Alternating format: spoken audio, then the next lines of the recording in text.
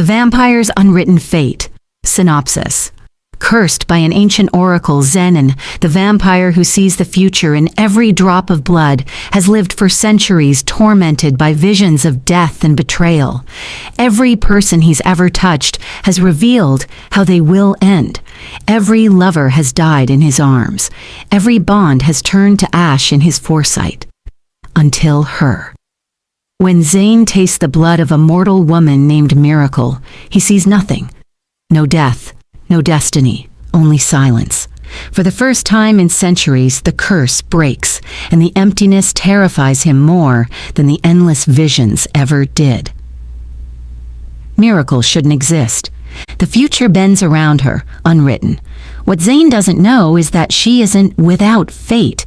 She's the one who decides it, a living reset born with the power to alter the threads of destiny itself.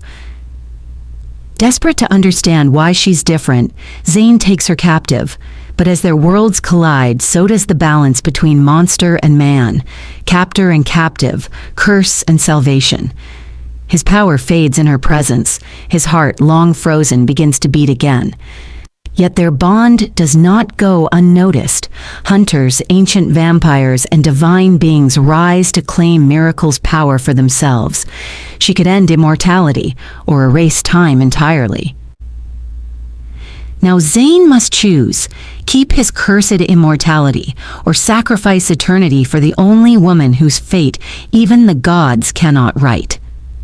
Because when fate itself trembles, love becomes the greatest rebellion of all. Zayne's point of view.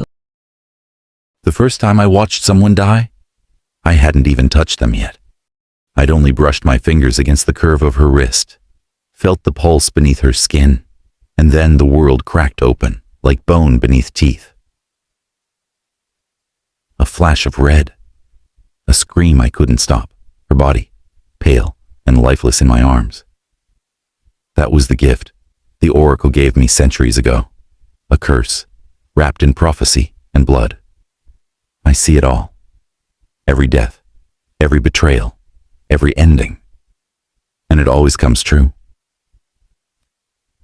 The night air burns cold as I stand in the oracle's chamber, the scent of incense and rot heavy on my tongue. She sits on a throne carved from obsidian and bones, her lips curved in something like amusement. 1,000 candles drip crimson wax, their light flickering against the ruins of the old temple. "Your sight is a crown, Zayne," she rasps, her voice splintering through the chamber like cracking ice. "You will carry the weight of all fates. You will never love without loss." I clench my fists until my claws pierce my own palms. Why me? The oracle tilts her head, her milky eyes gleaming like stars gone cold. Because even monsters need to bleed. My pulse is steady, too steady for someone who no longer has a beating heart. I should kill her. I should rip her throat out and watch her prophecies choke on blood. But I can't. Because every time I try, I see it. My hands around her neck, her last breath, and my eternity, unraveling with it. A vision that always ends the same with me alone, untouched, unchanged. Always. She presses 2 clawed fingers to my forehead. The world tilts. Darkness pours into me like water, into lungs.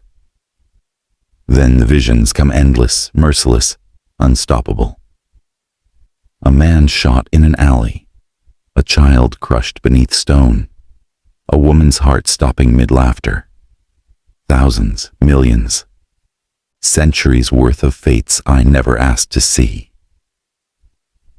I collapse to my knees, breath tearing through me even though I no longer need air. My mind fractures beneath the weight of it. And the oracle whispers against my ear, soft as a lover's kiss. "Now, seer, watch them all die." The centuries that follow are a blur of blood and silence. No touch without visions, no love without loss, no life without endings, until a heartbeat.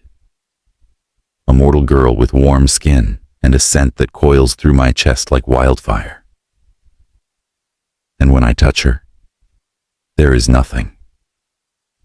No death, no betrayal, no future. The silence is louder than the screams ever were.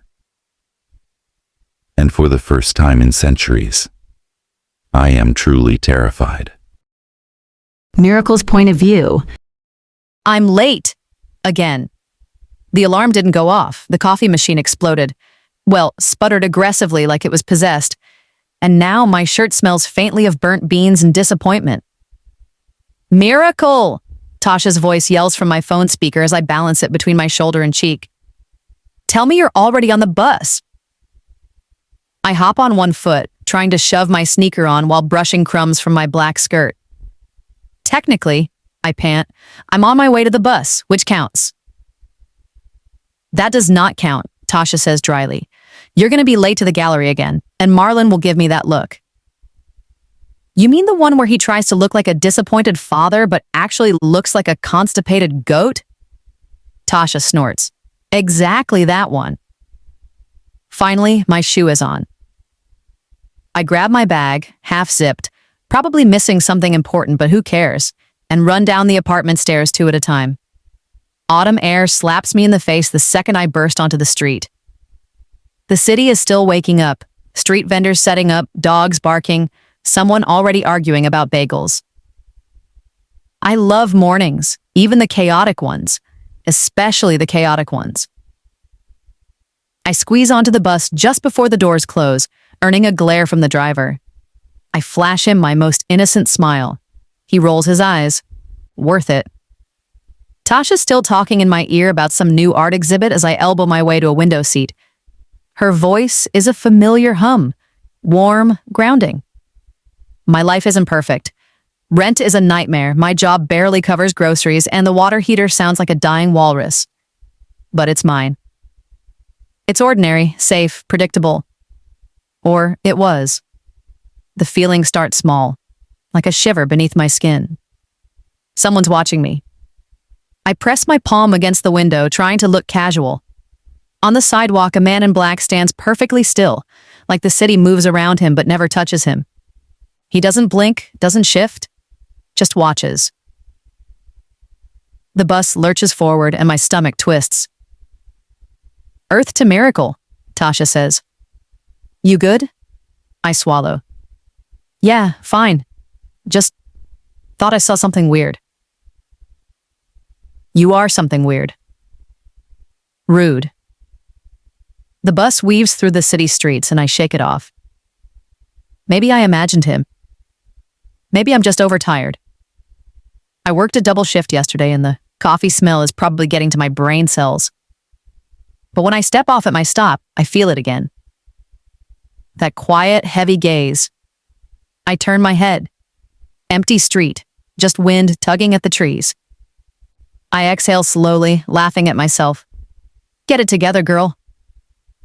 But as I head toward the gallery, I can't shake the feeling that someone is moving just beyond my sight.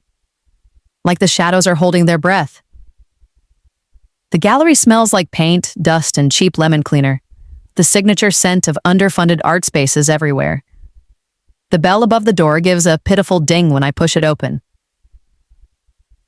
Marlon, my boss, looks up from behind the counter like I've personally committed a war crime by breathing. You're late, he says in that calm, disappointed tone he's perfected over the years.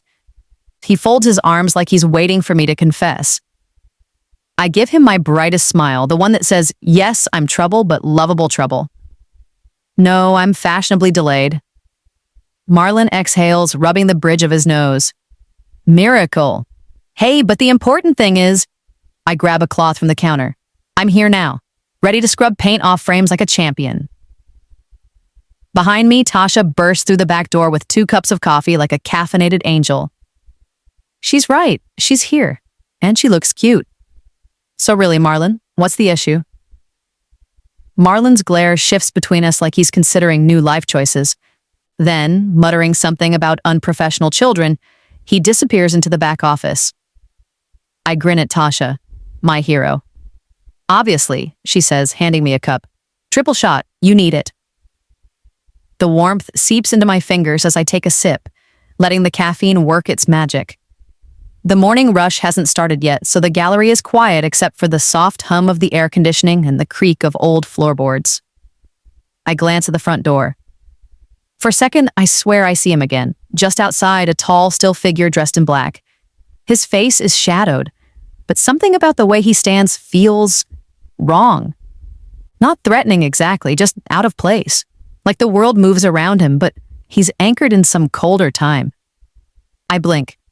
He's gone. My stomach flips and I grip my cup tighter. You okay?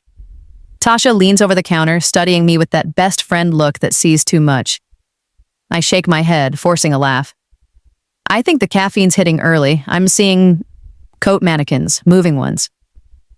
She squints at me. Girl, if you start hallucinating, I'm not covering for you.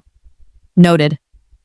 We fall into our usual rhythm, dusting frames, rearranging flyers, fixing the crooked spotlight Marlon swears he'll replace but never does. By the time the first visitors trickle in, the sun is higher, warm light spilling through the wide glass windows.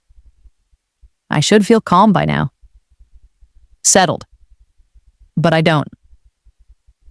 It's subtle, like the air itself has grown heavier. Every time I glance at the door, my pulse kicks up.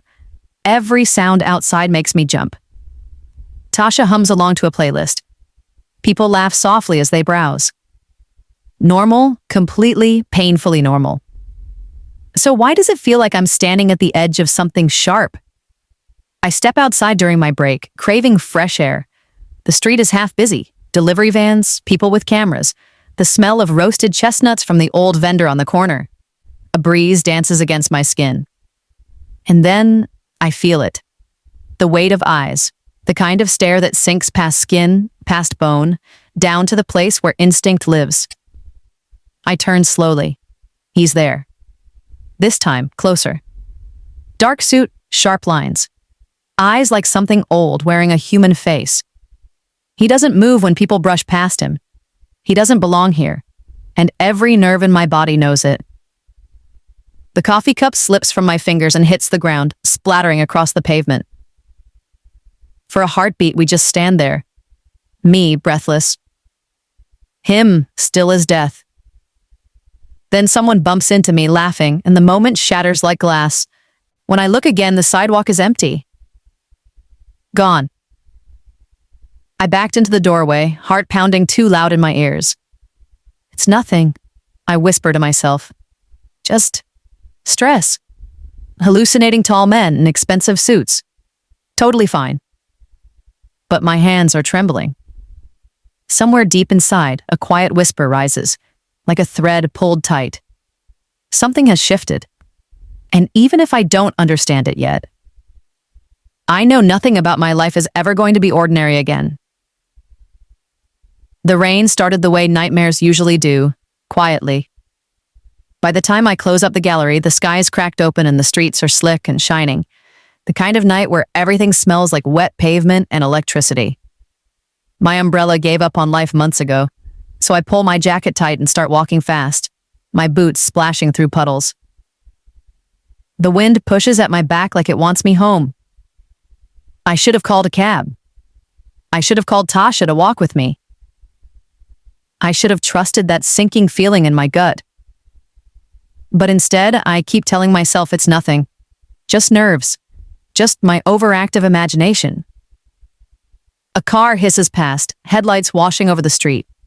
In that flash of white, I see him. Standing under a flickering street lamp like the storm forgot to touch him. The man in black. My heart stumbles. Every hair on my arms rises, but my feet keep moving because what else can I do? Run?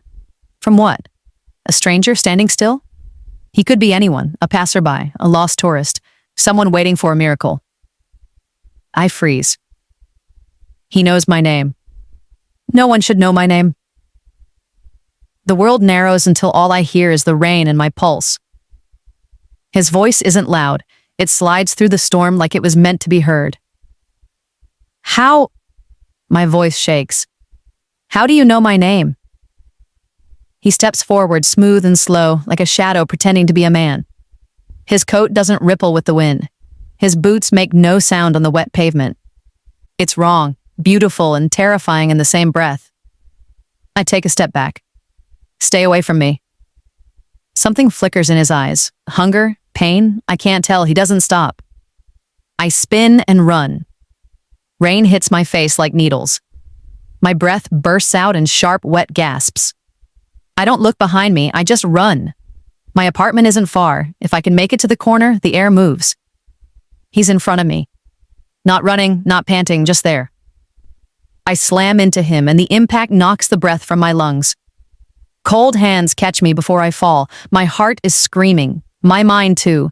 But my body freezes, caught between terror and something I can't name. His touch is freezing, not the kind of cold that bites skin, the kind that slides beneath it. I look up, into those eyes.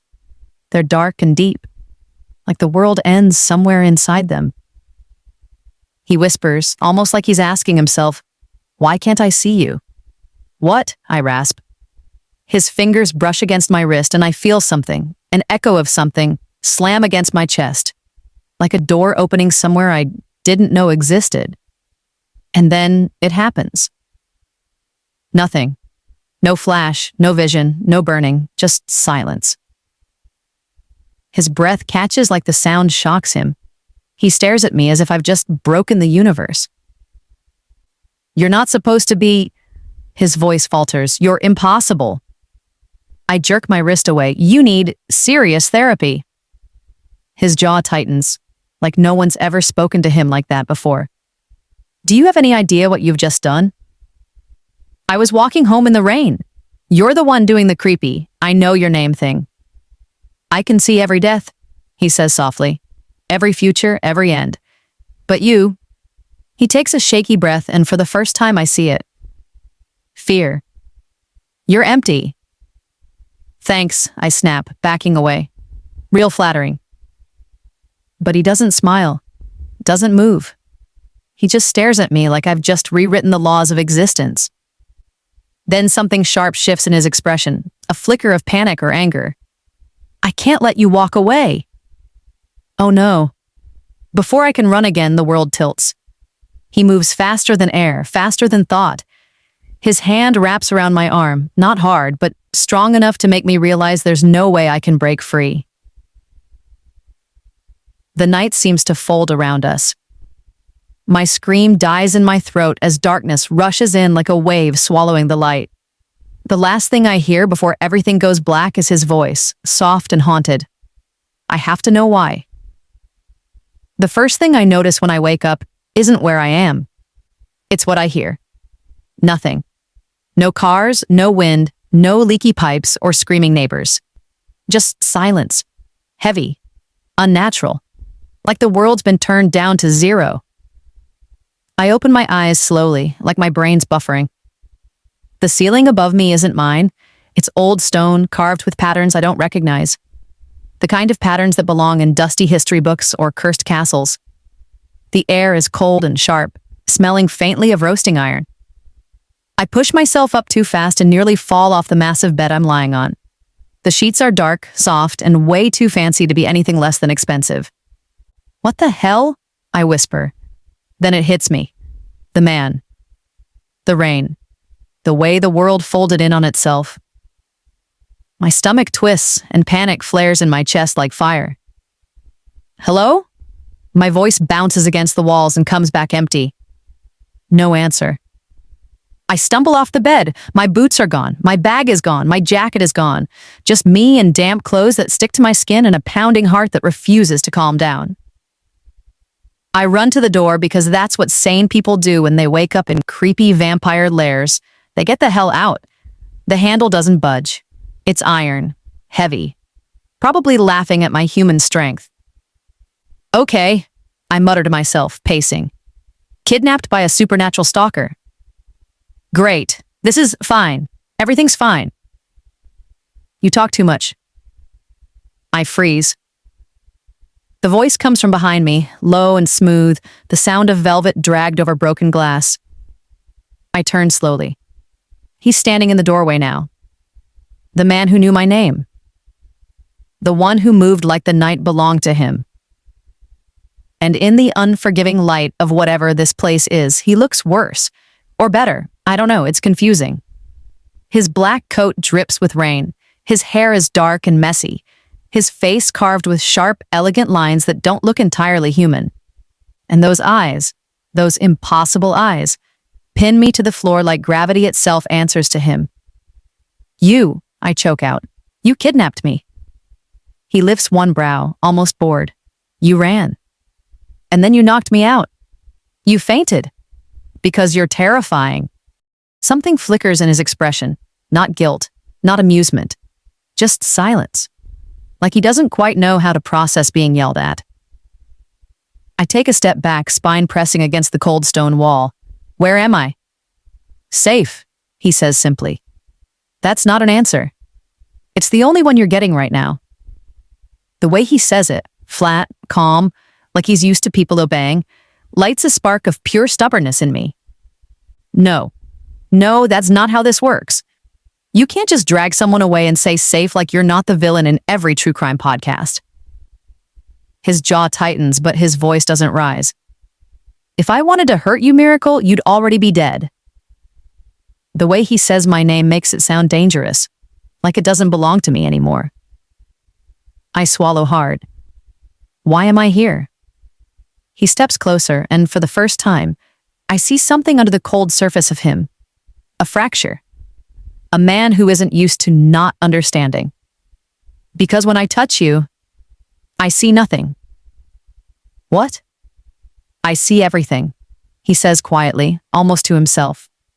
Every thread of every life, every end. But you, his eyes lock on mine. You're a void, you're unwritten. I laugh, sharp and shaky. Congratulations, you've officially lost it. His hand twitches at his side, like he wants to reach for me and doesn't trust himself to. You don't understand. You're not supposed to exist. I get that a lot, I mutter, because if I stop making jokes, I might actually scream. Something shifts in the air between us, a pulse. His presence is like a weight pressing down on the room, but there's something else now too. The moment he stepped closer, that heavy, impossible silence grew deeper. The shadows around him ripple faintly like they're alive.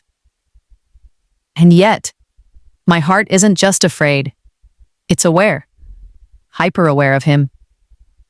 I'm going to figure out what you are, he says finally, voice low. And why the universe bends around you.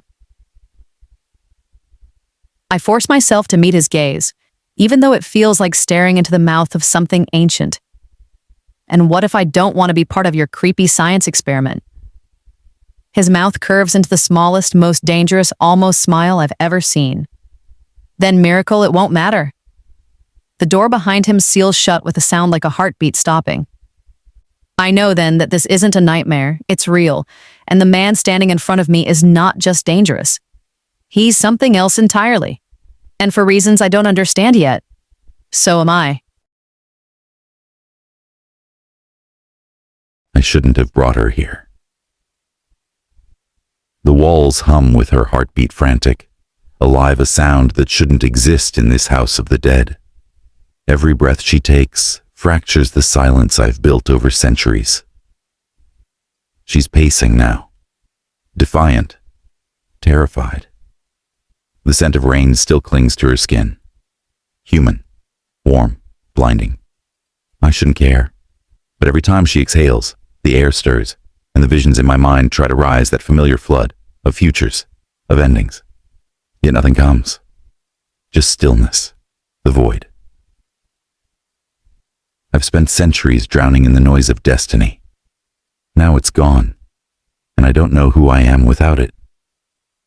She mutters to herself, voice trembling and furious. Kidnapped by a vampire. Great. Totally normal Tuesday. Vampire. The word drips from her tongue like venom. Good. Let her hate me. It's safer that way. I watch her from the shadows, unseen. My kind are built to stalk the edges of perception. I could watch her for hours, every small movement a study in mortality. The way her fingers twitch when she's nervous. The way her pulse flutters just beneath her skin, a rhythm older than magic itself. I can't look away. She suddenly spins toward the darkness. Are you just going to stare at me forever? Or is this where you start the creepy vampire speech? A huff of laughter slips through me before I can stop it. You don't scare easily. She flinches. I'm terrified, actually. I just talk when I'm nervous. I noticed. Her eyes narrow. Do you feed on sarcasm too?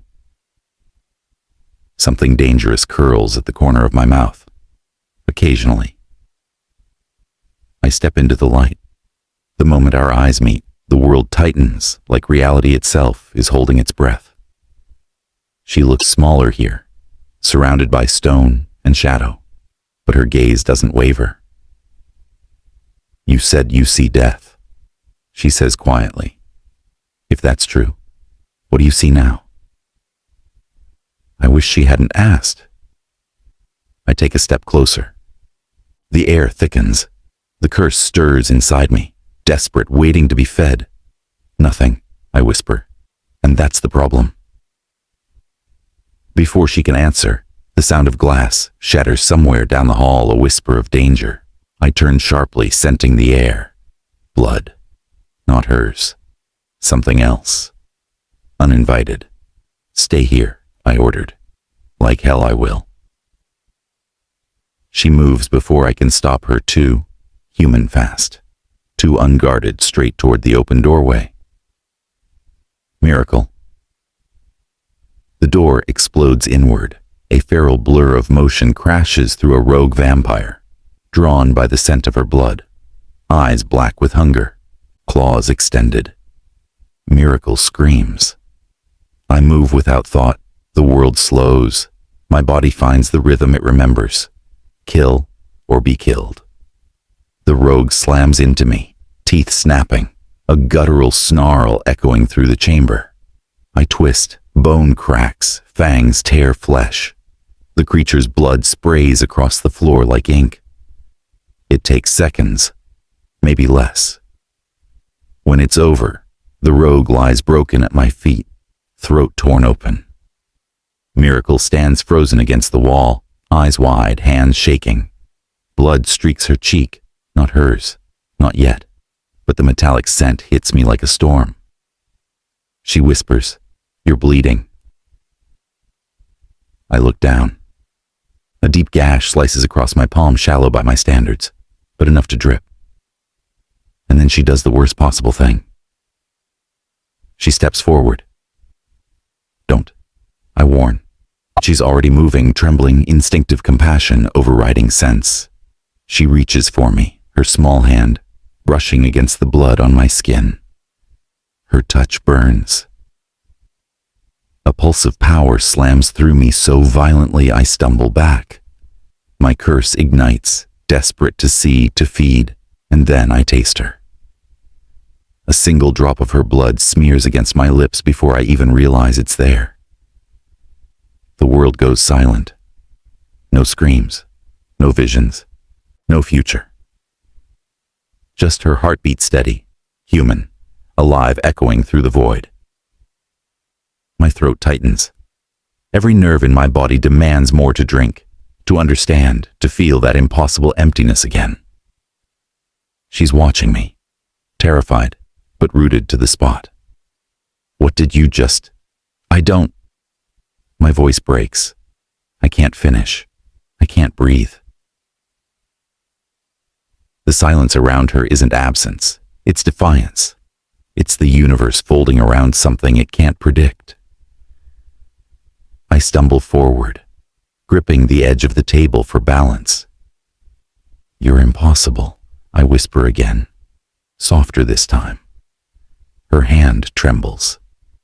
"You keep saying that. Maybe you're just wrong." For centuries, I've known everything before it happened. Every death, every betrayal. But as I stare at her now, her pulse racing, her blood on my tongue for the first time in eternity, I don't know what comes next. and the not knowing feels like the most dangerous thing I've ever tasted. Dawn creeps through the cracks in the curtains like an uninvited ghost. The scent of her blood still clings to the air, faint but relentless.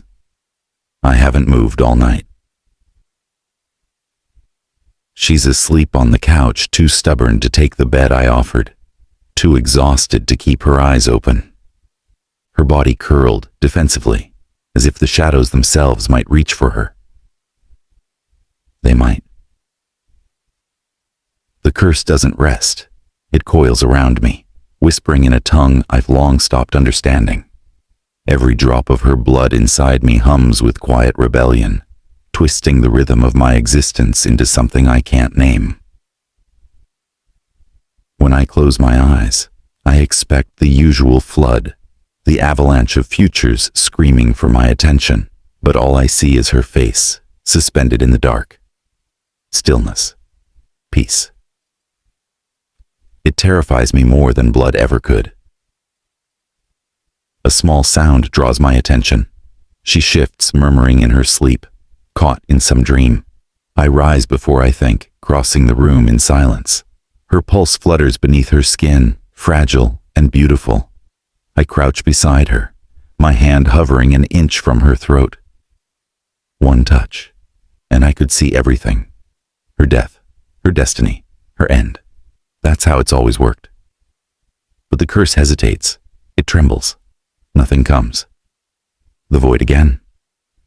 I whisper to the silence, "What are you?" Her lashes flutter, and she wakes eyes, finding mine instantly. There's fear there, yes, but also something sharper. Curiosity. "You didn't sleep," she says, voice hoarse. "I don't. Because you're cursed," I answer simply. Her lips twitch, almost a smile. That's one way to say a vampire. I should ignore her. I should vanish into the dark and let her hate me quietly. But her defiance drags at me. "You should eat," I say instead. She blinks. "Eat what? You keep this castle fridge stocked with blood." "Food," I answer flatly. "Human food, you need it." "Right. Because you care so much about my diet." "I care about keeping you alive." "Why?" she snaps, sitting up. "You drag me here, terrify me, fight off one of your psycho friends, and now you're my savior?" Her voice cracks. The fear she's been swallowing all night finally seeps through. I step back. "If I wanted you dead, Miracle, you'd be gone already." She stiffens. "Then why didn't you?" "Because I can't see you die. Because your blood silenced centuries of screaming in my head. Because for the first time I feel quiet." But I can't tell her that. "I have my reasons," I say instead. Her eyes darken. "You mean secrets?" She's right. The curse stirs. I feel the ripple of something old, something shifting. For a heartbeat I don't have, the world blurs. Her outline flickers in my vision, but instead of her face, I see a flash of fire, her hand gripping a silver blade, blood on the floor. Then it's gone. I stumble, breath catching. She frowns. "Are you okay?" I force my voice steady. "Fine." That was no ordinary vision. It didn't come like the others. It came from her. I turn away before she sees too much. "Don't leave this room. There are creatures outside that won't hesitate like I did." "Noted," she mutters, pulling her knees to her chest. "Guess I'll just stay here and try not to die." I pause at the door. The corner of her mouth lifts, but her eyes are glassy, tired. She's pretending to be strong. It almost works. I close the door behind me, but her heartbeat follows me down the corridor, steady, haunting, impossible to forget. In the silence that follows, my curse whispers again, softer this time, like a secret meant only for me. "The girl with no future will end yours." And for the first time in centuries, I'm not sure if I should run from her or toward her. The night never ends in this place. Even when dawn breaks beyond the forest, the shadows refuse to leave. They cling to the castle walls, like loyal ghosts, much like me. I thought silence would soothe me. Instead, it echoes. Every heartbeat from the room down the hall rattles in my skull like a forbidden melody. Her heartbeat. I try to ignore it, to lose myself in the library's cold comfort shelves of dust and centuries-old parchment that remember too much. But every time her pulse stutters in sleep, my head turns, unbidden. It's not hunger. It's not even the curse. It's something else. Something I don't want to name. A shiver cuts through the night air before I feel it, a wrongness in the dark. The wards tremble, faint and sickly. Something's breached them. Rogue scent. Copper. Decay. They've come for her. I blur through the halls, shadows parting around me. By the time I reach her door, the handle's already turning. The rogue vampire never sees me coming. I tear him off his feet and slam him against the wall hard enough to crack stone. His snarl is wet and animalistic feral. He's been feeding on the unbound. You shouldn't be here, I growl. His eyes, black with hunger, flick toward the bed. The girl. She hums wrong. The blood sings. I crush his throat before he finishes. Miracle screams.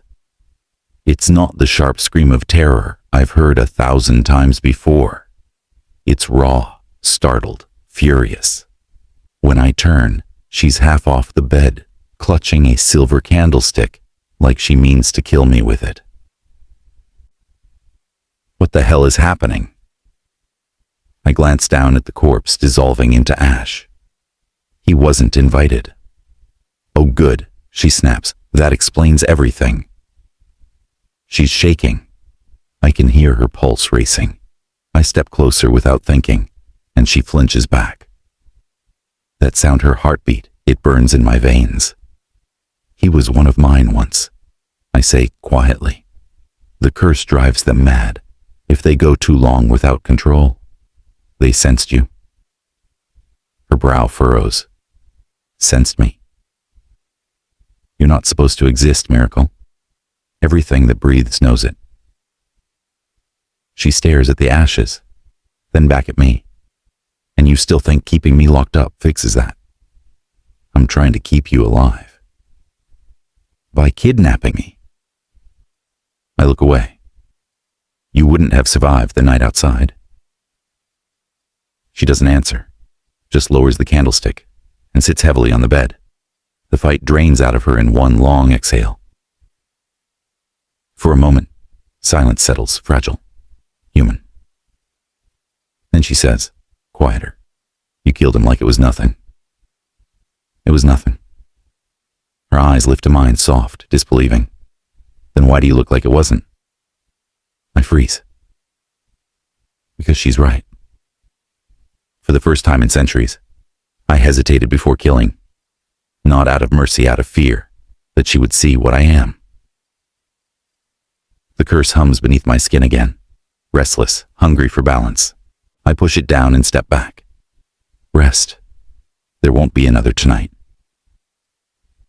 As I turn to leave, she says softly, you saved me. It's not gratitude, it's confusion, like she's trying to make sense of me. I stop at the doorway, but don't look back. Don't thank me. You make me weak. Her whisper follows me into the hall. Maybe that's what you need. The words hit harder than any blade. Because for the first time since the oracle cursed me, I wonder if weakness could feel like freedom. The room smells like old stone and something metallic under it. Like the place keeps a pantry of memory, and every memory is a little sour. My head is full of cotton and the kind of cold that makes my teeth ache. I'm sitting on the edge of the bed, knees tucked up and trying very hard to remember which version of bad decisions led me here. Zayne is standing by the window, shoulders turned toward the gray morning. The light catches his profile like a bad photograph. Too perfect. Too sharp. He looks like someone who's been carved out of midnight and can't remember why anyone would want daylight. You could at least let me have coffee, I say, because sarcasm buys me a few more seconds of composure. Or at least tea. A girl needs rituals, you know. He doesn't bother turning. You drink coffee? He asks instead, like it's the strangest thing he's heard all week.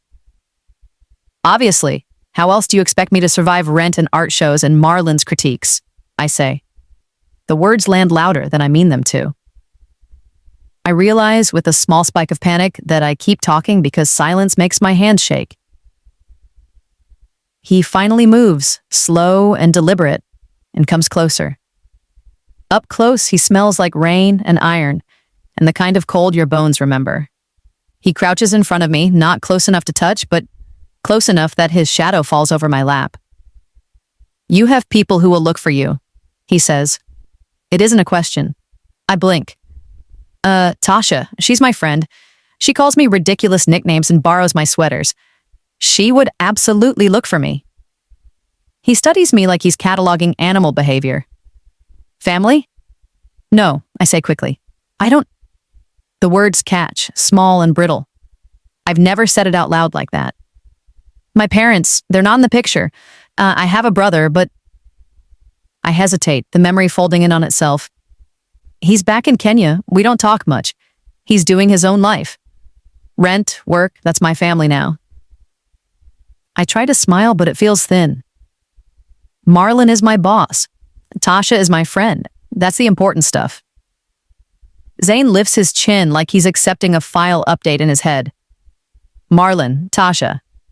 He says them as if tasting a new wine. They will look for you. Obviously, I say. They're going to freak out. Marlin will make a face like he's both hurt and personally betrayed, and Tasha will put my face on every social platform she owns. I jab a thumb at my temple. She'll start a group chat that I will find mortifying. He lets out a sound that could be amusement or something older. You are attached, he says. I have a job and a best friend who brings triple shot espresso, I say. That counts as attached. He folds his hands together. For a moment, he looks almost careful. I know when people search, he says. I feel the ripples. I felt them faintly last night, but I also sensed something else, an absence. You have no family in this city. No one leaves notes at your door. No one calls you on holidays. You are primarily alone. My mouth goes dry. No one says it like that. Not in a voice that isn't trying to pry. That's kind of my business. Noted.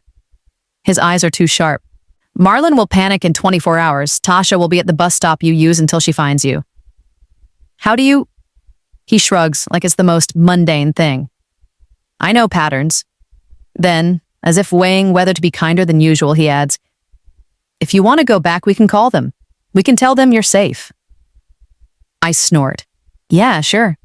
Because calling up the gallery and saying, hey, Miracle's fine. She's with a vampire lord in his castle. Sounds like the most reasonable customer service answer. His mouth tightens. Then tell me who they are. So I tell him.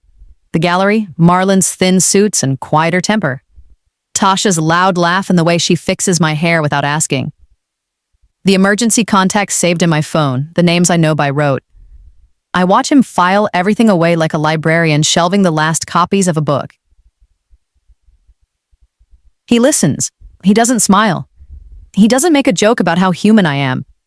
He only watches me and it feels strange, like I'm a map he's tracing with his finger, trying to memorize the roads. This is not a prison, he says suddenly. You can leave. My laugh comes out sharp. You kidnapped me. You made me promise I wouldn't let you die tonight, he says. I kept that promise. And then, softer, the thing that makes my throat clench. I will not let anyone take you while I can stop them. There's a thread there he's not saying aloud. Some rule he follows that isn't mercy so much as ownership. It's ugly, territorial, painfully human. I bristle. So what now? You keep me here while you play vampire librarian? I jab, trying to find the edge of anger where I can stand on my own feet. It helps. For a second, I feel like I'm not a three-dimensional object trapped in someone else's castle. He doesn't flinch. You will eat human food. You will sleep. You will learn what you are to them and what they are to you. And you will not be left to the streets. And in return, my voice drops to a low bargaining tone because that's what bargaining does. It makes you feel like you have some control. In return, you let me phone Tasha. One call, one message. He hesitates. The silence stretches thin and uncomfortable. I will allow contact if I am with you. He says the words like an offering and a demand at the same time. You will not be alone outside my sight. My jaw tightens. It's still better than nothing. It's also still captivity. Deal, I say, because I am tired and bargaining is better than begging.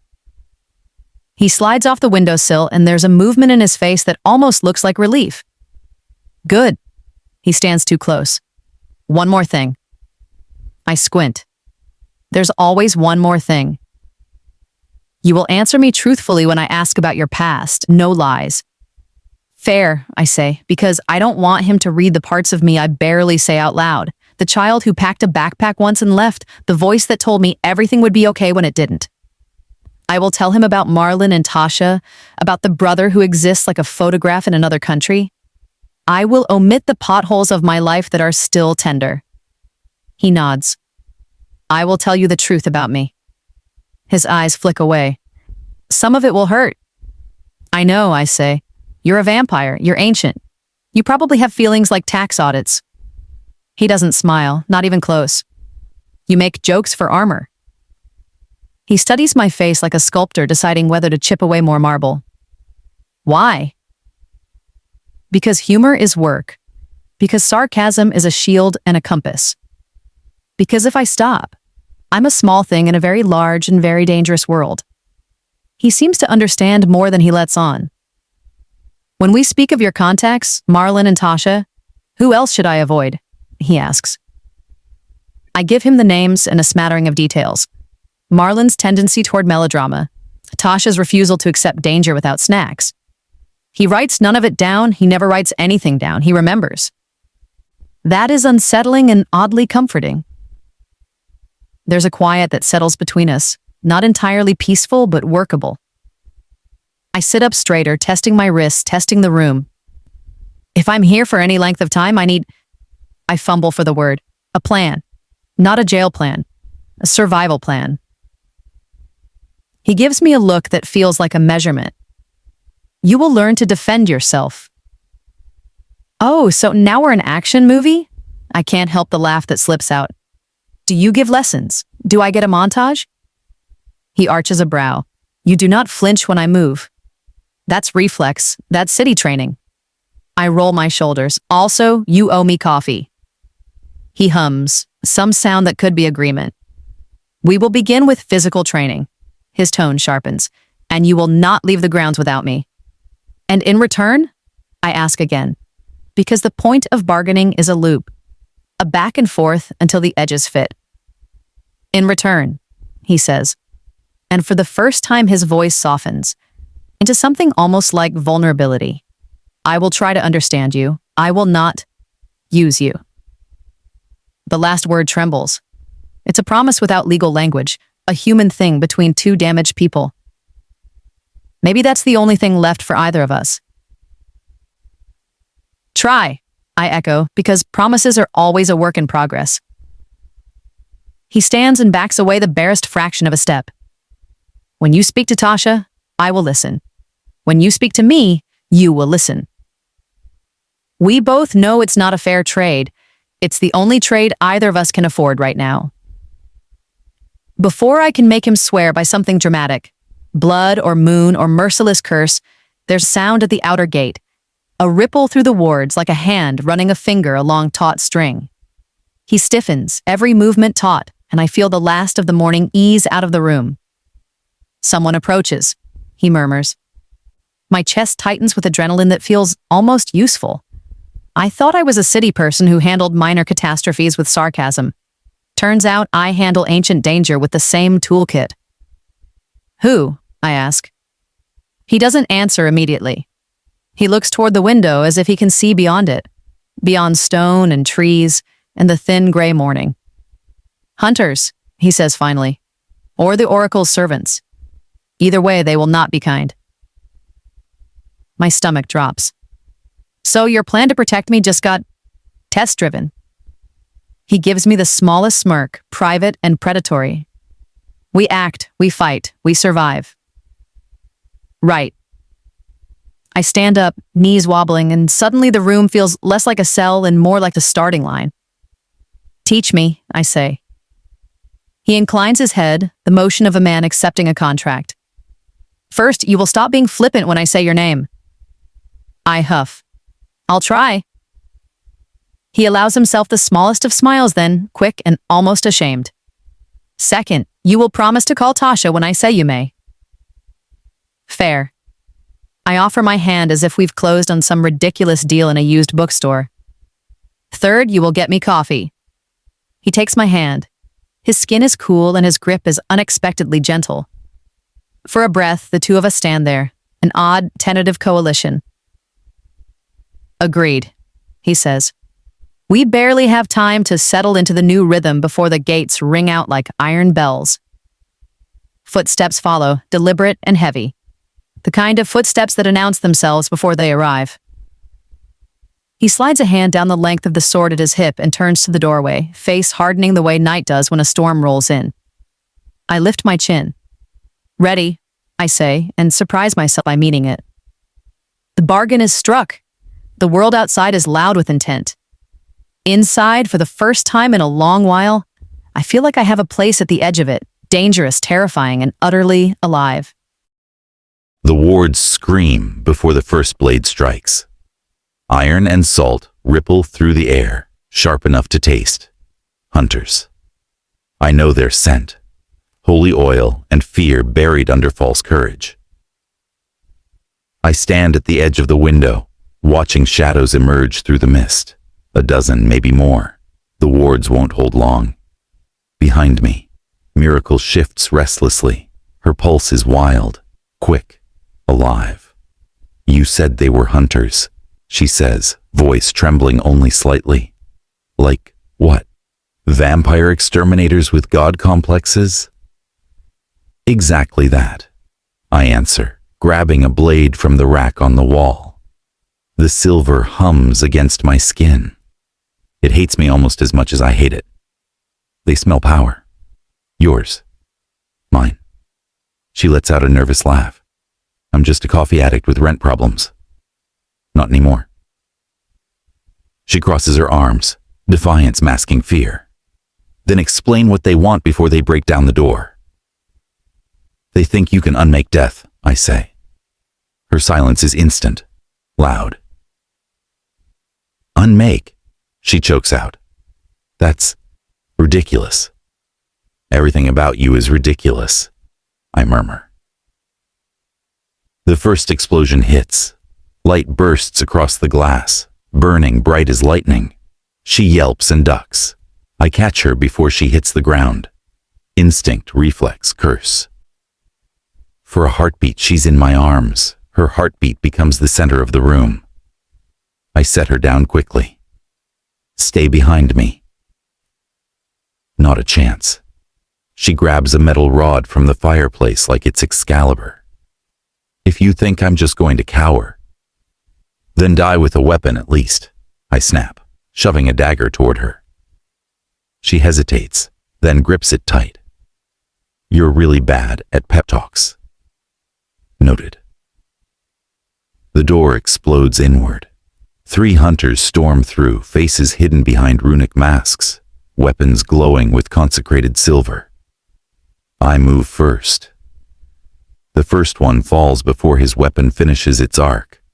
The second manages to graze my shoulder. It burns, but pain is familiar. I twist, wrench his wrist, hear the bones snap. Miracle screams, then fights. She slashes wildly at the third. No technique, no hesitation. The blade glances off armor, but it distracts him long enough for me to tear him down. When the last one hits the floor, the room is heavy with silence and blood. She's panting, still holding the dagger, her hands shaking. That was, holy crap, did I just... Yes, I stabbed a guy. Barely. She glares at me. You're welcome. Something cracks inside me. Not quite laughter, but close. The sound startles us both. Miracle lowers the blade slowly. You're smiling. Did I hit your head or something? I forgot what that felt like, I admit, voice low. She looks at me for a long moment. The fear fades, replaced by something else understanding, maybe pity. You don't laugh much, do you? I don't remember how. The moment stretches between us. The smell of blood lingers, heavy and metallic. Outside, the mist begins to fade. The surviving hunters retreat, their light disappearing into the trees. Will they come back? She asks. They always do. Then we need to leave, she says, straightening. Or at least, prepare. I tilt my head. We? She sighs. You saved me. I stabbed one. That's teamwork now. It shouldn't make me want to smile again, but it does. You don't trust me? I say quietly. No, she admits. But right now, you're the devil I know, and maybe you're the only one who doesn't want me dead. The curse stirs in my veins, recognizing something it shouldn't connection. I sheath my blade and nod once. Then we have an agreement. Her lips curve into something that might be a grin. Great. Now teach me how not to die. The alliance was never meant to happen. But as dawn breaks again and her laughter echoes faintly down the hall, I realize something dangerous. For the first time in centuries, I don't want to see the future. The world has been quiet for 2 days. Too quiet. The scent of blood and smoke still lingers in the manor's halls. But Miracle, she moves through them as if the storm never came. Cleaning, pacing, asking questions she shouldn't. She's restless, afraid, and she hides it behind sarcasm, like armor. I watch her from the doorway as she tries to scrub a stain off the old stone table. You can't clean blood from a cursed surface, I murmur. She jumps, the rag slipping from her fingers. Can you not sneak up on people like that? You're still alive, I say, stepping closer, so I'd say it's working. She scowls, tucking a strand of hair behind her ear. You're insufferable. Accurate. For a while we stand in silence. Then she says, you said they'd come back. They will. When? Soon. She exhales, shoulders sagging. And in the meantime, what, sit around waiting for round 2? I can train you, I offer. Her brows lift. Train me, you mean like sword fighting? Among other things. Do I get a cool dagger? You still have the one you nearly dropped. She crosses her arms, pretending to be unimpressed. I was tactical improvising. Of course you were. The session starts badly. She's quick, but reckless, too human. She swings the blade with emotion instead of control. By the third fall, her knees are bruised and her patience thin. This is pointless, she mutters, throwing the sword down. I'm not built for this. You're alive, I remind her. That means you're adaptable. She looks up, eyes flashing. You talk like someone who's given up being human. I did. The words land heavy. Silence stretches again. She studies me not like prey, not like fear, but like she's trying to see what's left inside me. Then she sighs. Fine. One more time. She picks up the sword, swings, misses. I step in to correct her stance, one hand at her waist, the other guiding her wrist. Her breath catches. The scent of her salt skin, heartbeat floods the air. It shouldn't affect me. It does. You're shaking, I whisper, because you're close. I start to pull away, but then she turns, too fast, the blade slipping from her hand. It grazes my palm deep enough to draw blood. Zayne, she gasps. I'm so... I raise my hand. It's nothing. But she's already reaching for me. You're bleeding. Let me... She doesn't think. She presses her hand to mine, instinctively bringing it to her lips, and I freeze. Her mouth brushes the wound. A drop of blood touches her tongue. The bond snaps into place, and it's instant violent. My pulse slams against hers, our senses tangling. I feel her heartbeat inside me. Too fast, too fragile. She gasps, clutching her chest. What's happening? She stammers. You, my voice breaks. You drank my blood. Her eyes widen. It was by accident. I didn't. The air crackles around us, alive with unseen power. The mark beneath my skin burns a faint glow spreading across my veins, echoing in hers. What is this? She whispers. A bond, I manage. You're tied to me now. Her breath trembles. Tied how? Your pain is mine. Your heartbeat, mine. If you die, then so do you. She finishes softly. We stand there, blood between us, power thrumming like an echo of something older than either of us. I didn't mean to, she says again, eyes glassy. I know. Can we undo it? No.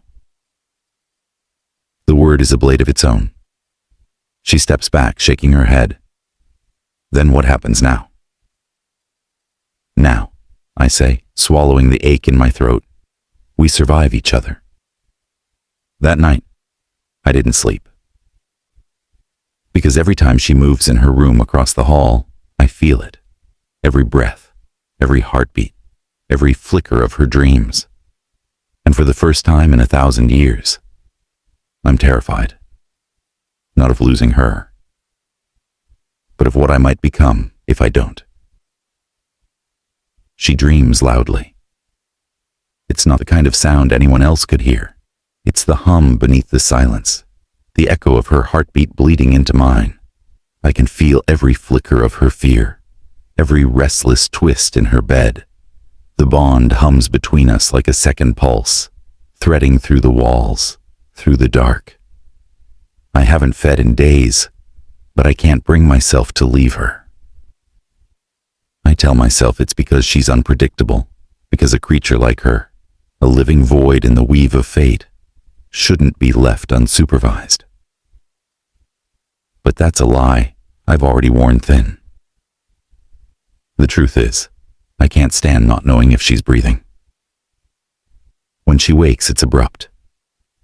She sits up, hand to her chest, eyes wild like she's still trapped in whatever dream she came from. I'm already at her door, before I realize I've moved. She startles when she sees me. Do you watch me sleep? Not intentionally. That's even worse, she mutters. You just happened to hover outside my room at night. I felt your fear. That silences her. You felt it? The bond connects more than pain and breath. It echoes. Deeper things. Her expression softens, but only for a second. Then she folds her arms, defensive again. Well, that's just great. You get to feel all my anxiety and nightmares, and I get, your eternal gloom? Something like that, I murmur. Later in the main hall, she pokes at a bowl of fruit I brought her. Do vampires even eat? She asks. Not this, I say. It's for you. Oh, so the brooding kidnapper does have manners. I said it's for you, I repeat, ignoring her smirk.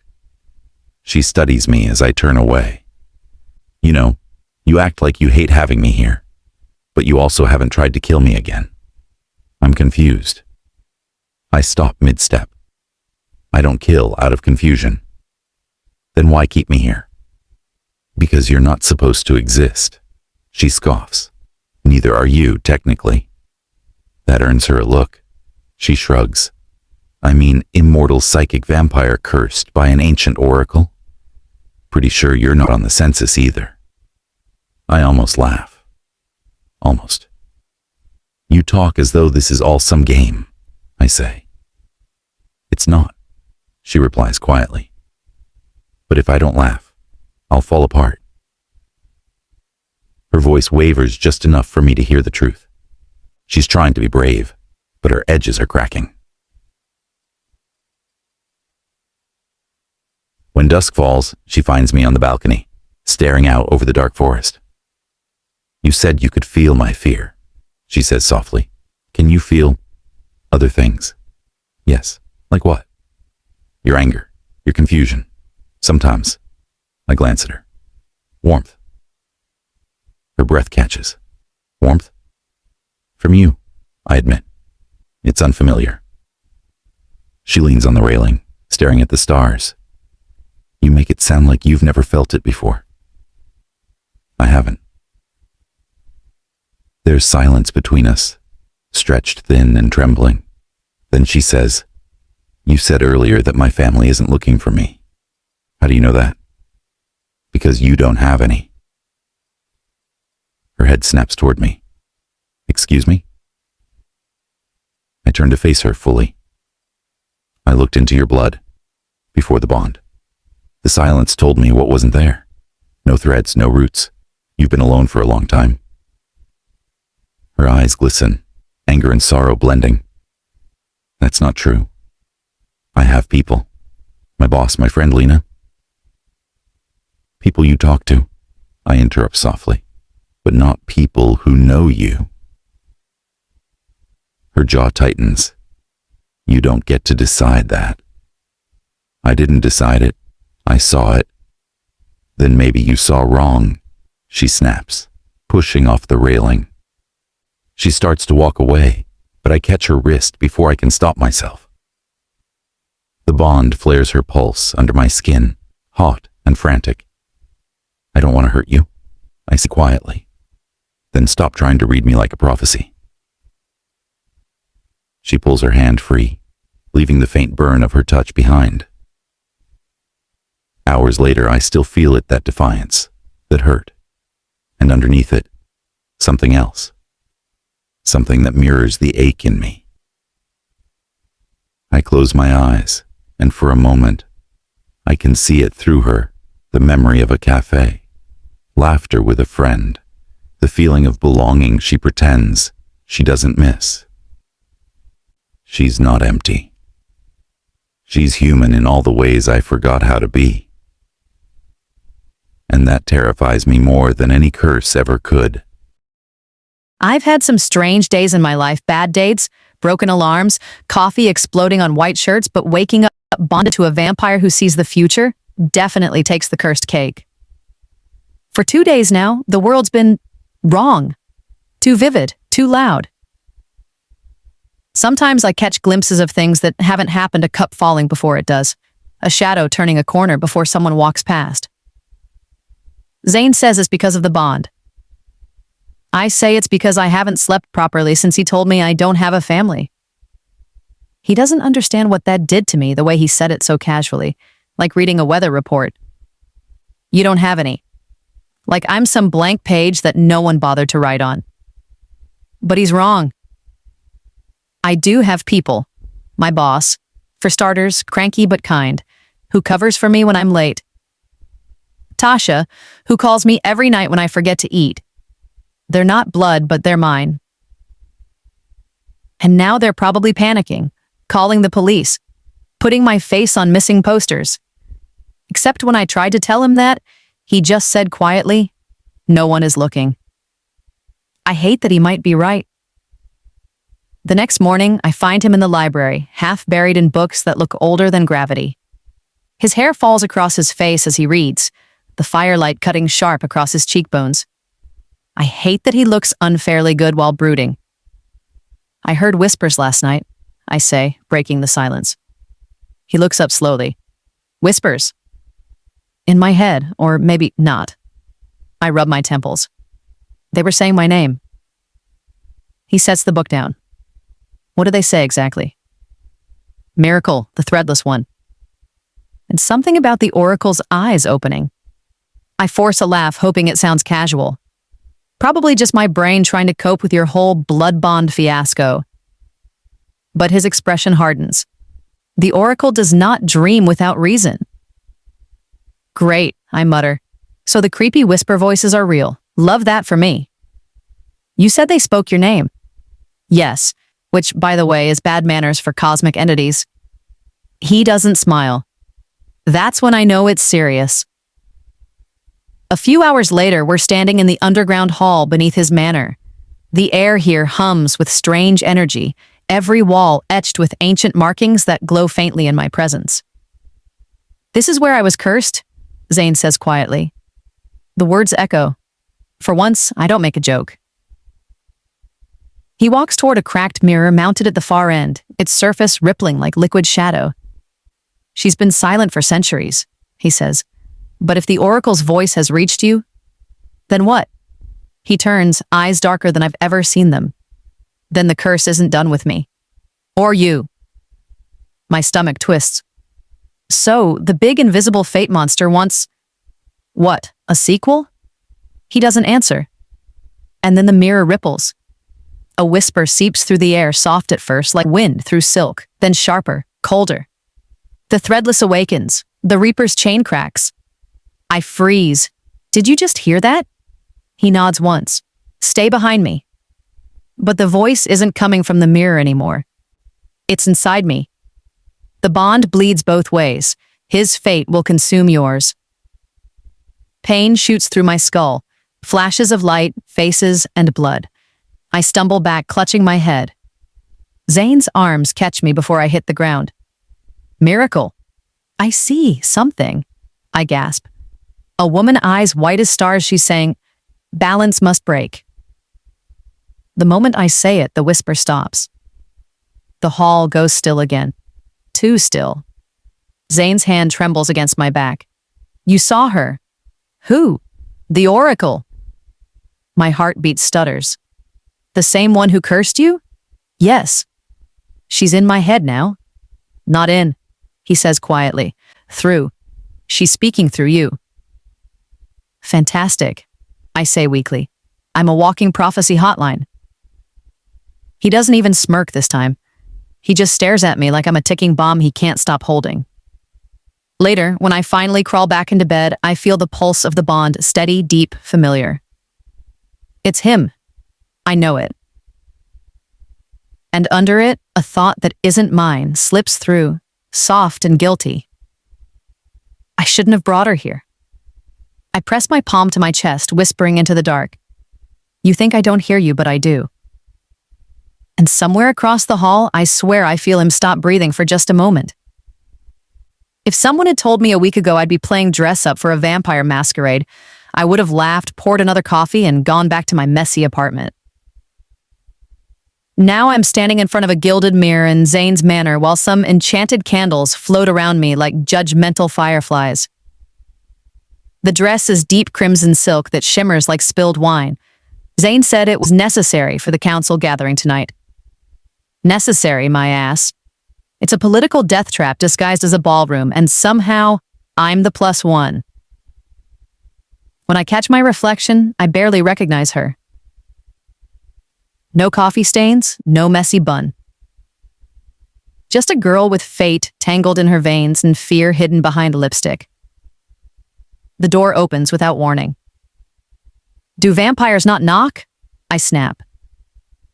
Zayne pauses in the doorway, dark suit sharp enough to cut shadows. The silver half mask over his eyes does nothing to hide the way he looks at me, like he's seeing something that shouldn't exist. You clean up disturbingly well, he says quietly. Disturbingly. He almost smiles. I meant dangerously. Oh, great. Compliment from Dracula with commitment issues.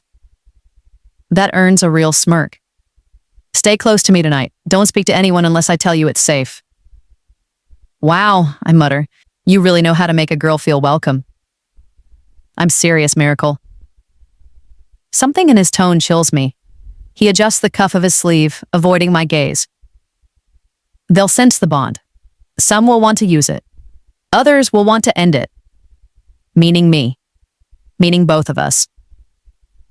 The ballroom is a cathedral of decadent chandeliers like frozen suns, walls glimmering with veins of gold. Vampires move through the light like shadows that learned how to flirt. Their laughter sounds like breaking glass. Zayne's hand finds the small of my back, guiding me through the crowd. Every step is a lie, a dance we didn't rehearse. I whisper, they're all staring. They can smell the difference. He murmurs back, you're warm, alive. Maybe they're jealous. Maybe they're hungry. A shiver runs through me. I focus on breathing in, out, don't die. Then a tall woman in silver stops us. Her voice is velvet sharp. Zayne, darling, you brought a toy? Zayne's jaw tightens. She's under my protection. The woman's gaze flicks to me. Her smile could slice glass. Protection or obsession? Before I can fire back something stupid, Zayne steps closer, possessive, calculated.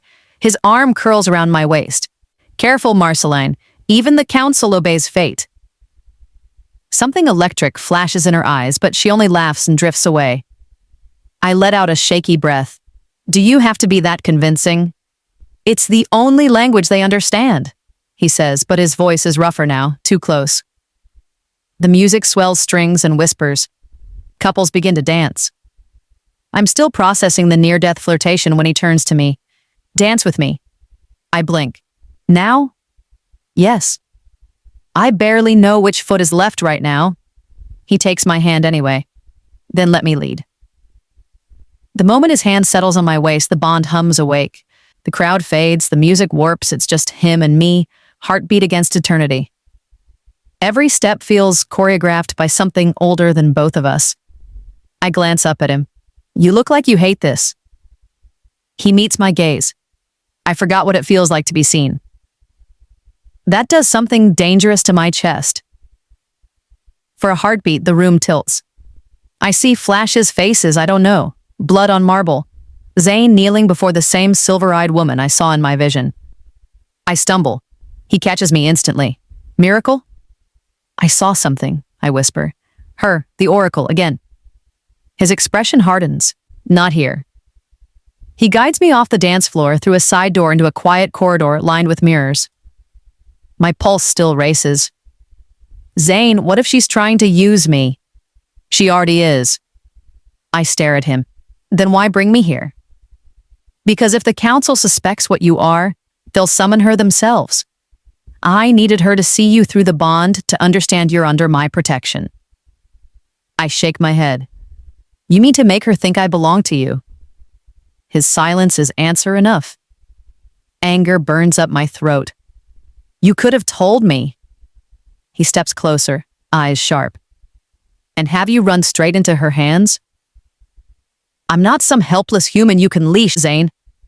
Then stop acting like one. The words echo between us, raw and ugly. I shove past him, palms trembling. You know what's funny?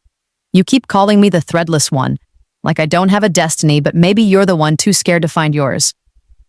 His jaw tightens. He doesn't follow me as I turn down the corridor, mask in hand, dress whispering against the marble. Behind me, I hear him curse under his breath, low, ancient, broken. Somewhere deeper in the manor, the oracle's whisper returns. Every dance ends in blood, little miracle. Yours has just begun. I keep walking, pretending I didn't hear it. But my reflection in the mirror smiles when I'm not. The corridors of Zayne's manor twist like veins. Too many turns, too many doors that look the same. My heels echo across the marble floor, each step sharper than the last. I don't know where I'm going, just that I need to get away. From the music, the vampires, and him. His words replay over and over in my head. Then stop acting like one. Maybe it shouldn't hurt as much as it does, but it does. Because somewhere along the line, I stopped seeing him as a monster and started seeing him as something else. The air grows colder the farther I go. The laughter and music fade behind me until there's only silence again. That awful, heavy silence that feels too familiar now. Then, whispers, low, slithering. Not Zayne's voice. Not anyone I recognize. They come from a narrow archway ahead, half hidden behind a crimson curtain. Curiosity is a stupid thing. It's also something I've never been good at resisting. I push the curtain aside just enough to see. The room beyond is lit by a single blue flame, suspended in midair. Its light dances over ancient symbols carved into the walls, and standing at the center, her, the Oracle. Only this time, she isn't some vision in Zayne's memory or my nightmare. She's real, breathing, solid. Her white hair coils down her back like mist, and her eyes, oh God, those eyes are the same cold stars that haunted Zayne's first vision. I was wondering when you'd find me, she says. Her voice is soft, but sharp enough to cut through bone. My throat tightens. You're not supposed to be real. She smiles. Child, I am more real than the world that pretends to forget me. I take a step back. Zayne, he said. I know what Zayne says. Her smile fades. He thinks he can protect you by hiding you, by binding you to him. Binding? I echo. She gestures to my wrist. For the first time, I notice the faint mark. Dark silver threads pulsing beneath my skin. It's not a bruise, it's something alive. What did he do to me? I whisper. The Oracle's gaze softens, almost pitying. He sealed you to his fate, a bond older than blood. It keeps you safe, but it also makes you his. My stomach drops. No. He meant to protect you, but even love, child, can be a cage. The blue flame flickers and I see flashes again. Zayne standing over a circle of runes, blood dripping from his palm as he whispers my name like a prayer. I stumble back. He didn't ask me, he never does, the Oracle says quietly. Monsters who fear loss will always choose control. The room suddenly feels smaller, like the shadows are closing in. Why are you telling me this? Because, miracle, he isn't the only one who sees the threads. She lifts her hand. For a moment, the mark on my wrist burns bright, and I see it, visions flooding my mind. Zayne, centuries ago, falling to his knees before her.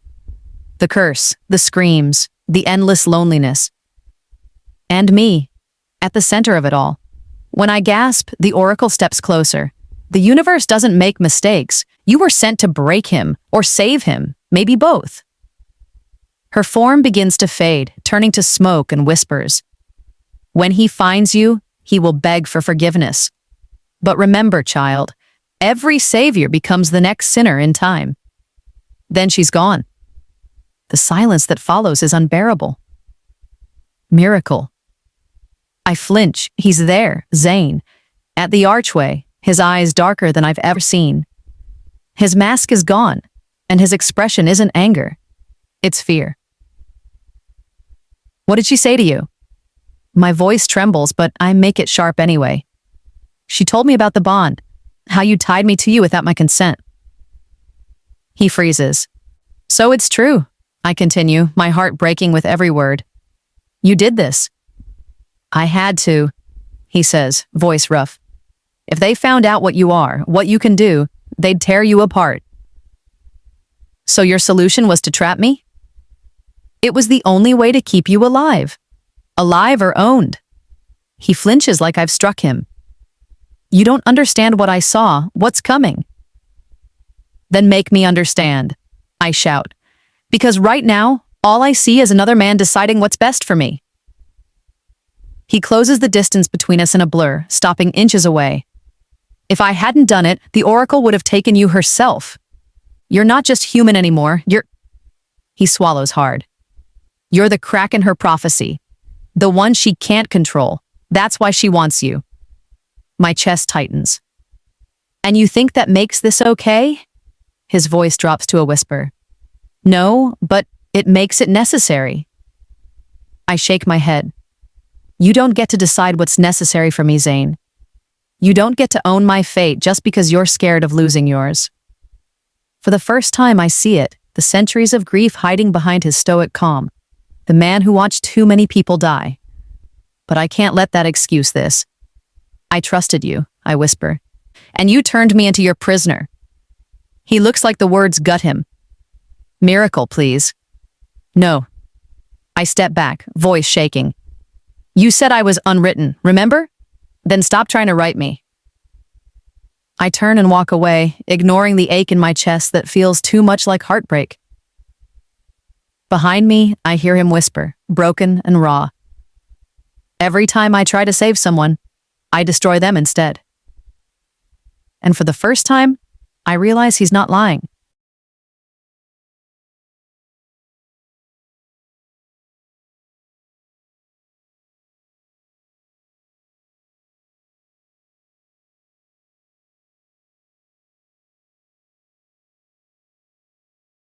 The night has teeth. Every shadow in the manor bites at me as I move. Every echo whispers her name. Miracle. I can still smell her sunlight, and something untamed, something that doesn't belong in a place like this. It clings to the halls even after she's gone, and it's driving me insane. I shouldn't have followed her to that damned chamber. I shouldn't have let the oracle near her. But it was already too late. The moment Miracle's eyes met mine, I knew she'd seen the truth of the mark, the bond, everything I swore I'd keep from her.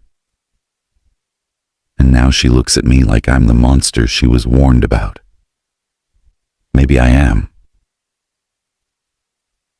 I find the oracle in the lower hall, her form half real, draped in shadows and memory.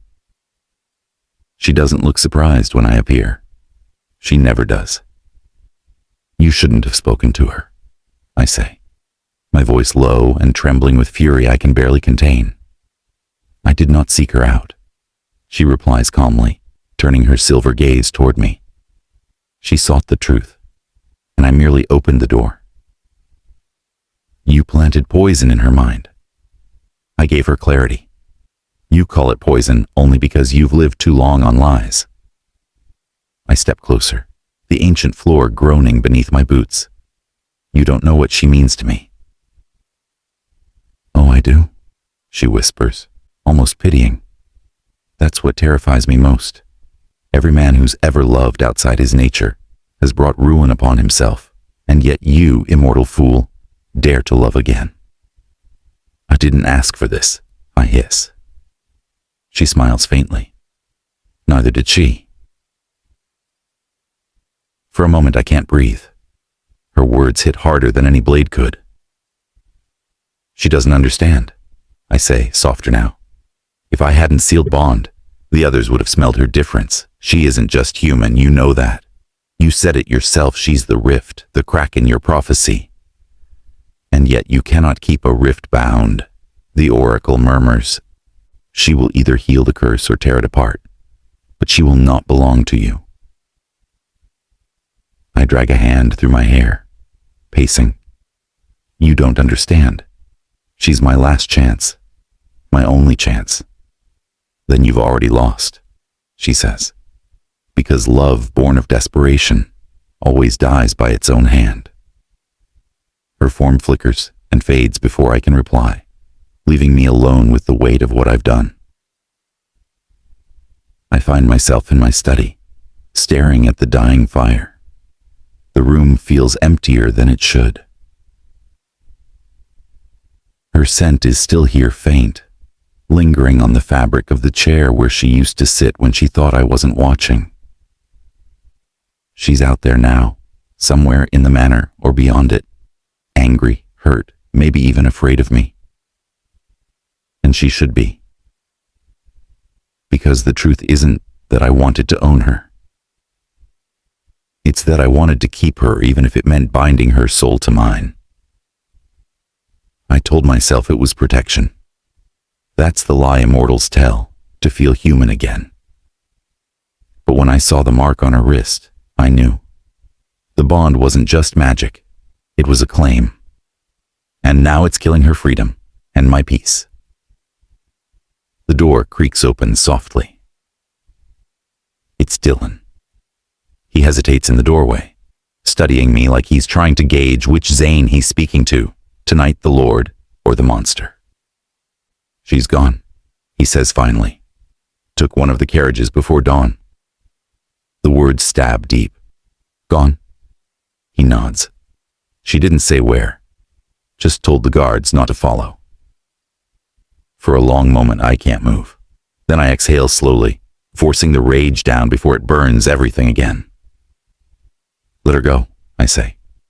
Dylan's eyes widen. You mean that? I look at the flames, their last light dying in the hearth.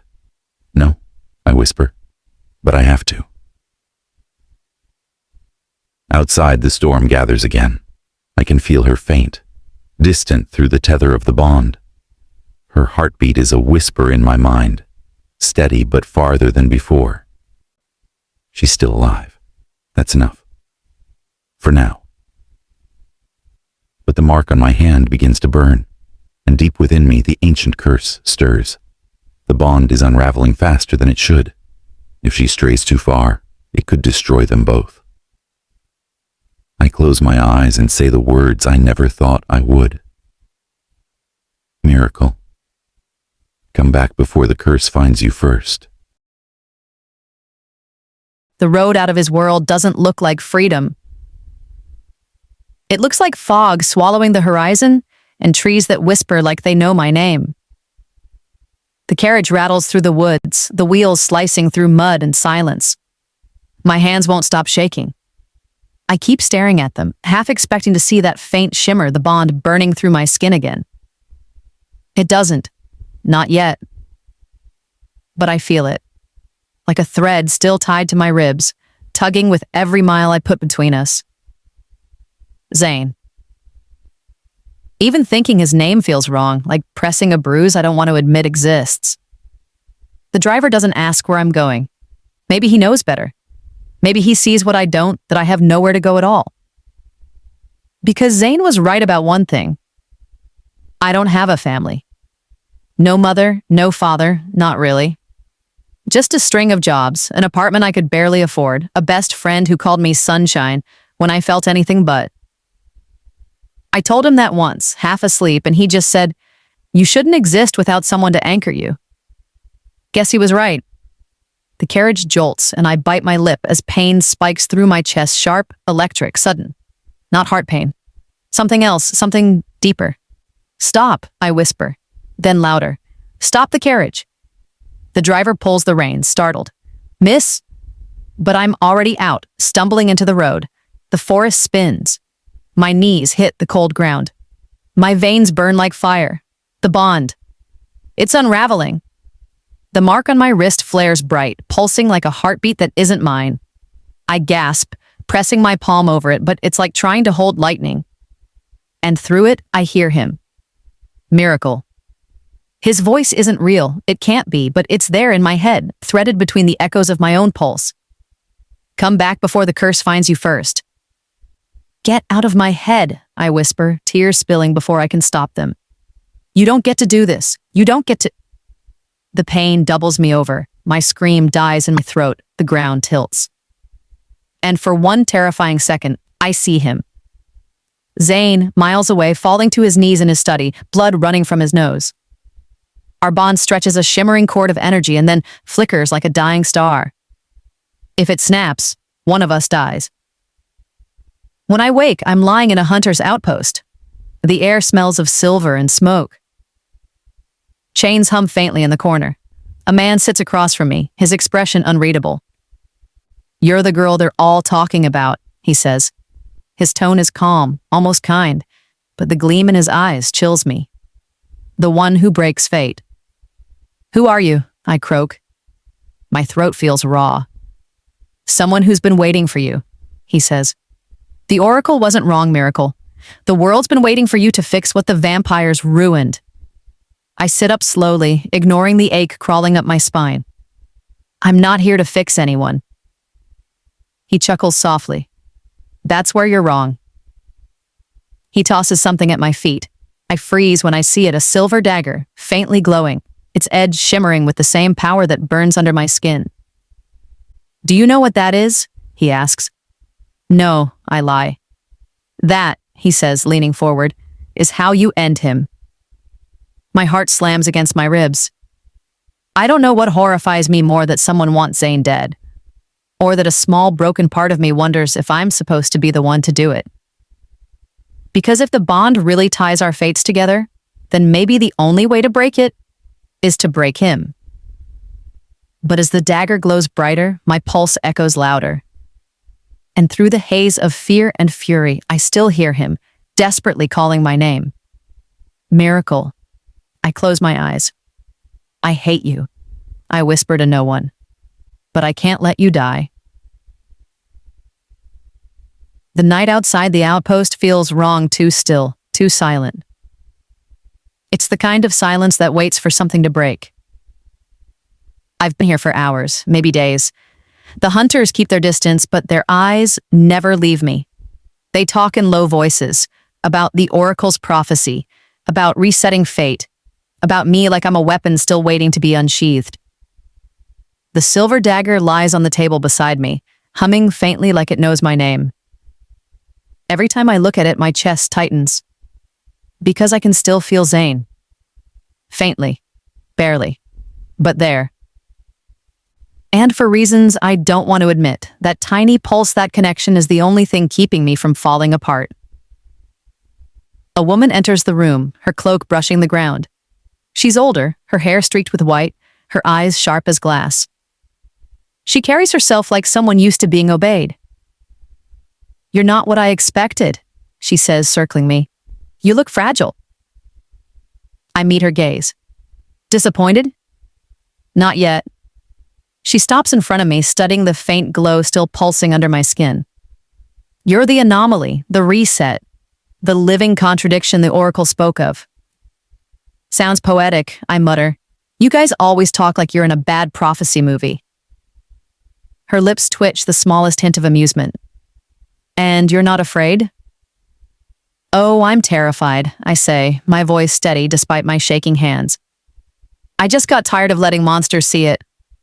Her amusement vanishes. Do you know what you are? Not really. I was kind of hoping someone would explain that part instead of kidnapping me. She steps closer, her shadow cutting across mine. You are what stands between eternity and extinction. You can rewrite fate, Miracle. Undo curses. End immortality. You are balance or chaos. Then what do you want from me? I ask quietly. She tilts her head. To use you, of course. The door bursts open before I can speak. The hunters outside shout, chaos rippling through the camp. Someone screams a sound sharp and short before it's cut off completely. Then silence. And the air shifts. Every instinct I have rises in warning. The tether between me and Zayne snaps taut, alive again, dragging breath from my lungs. He's here.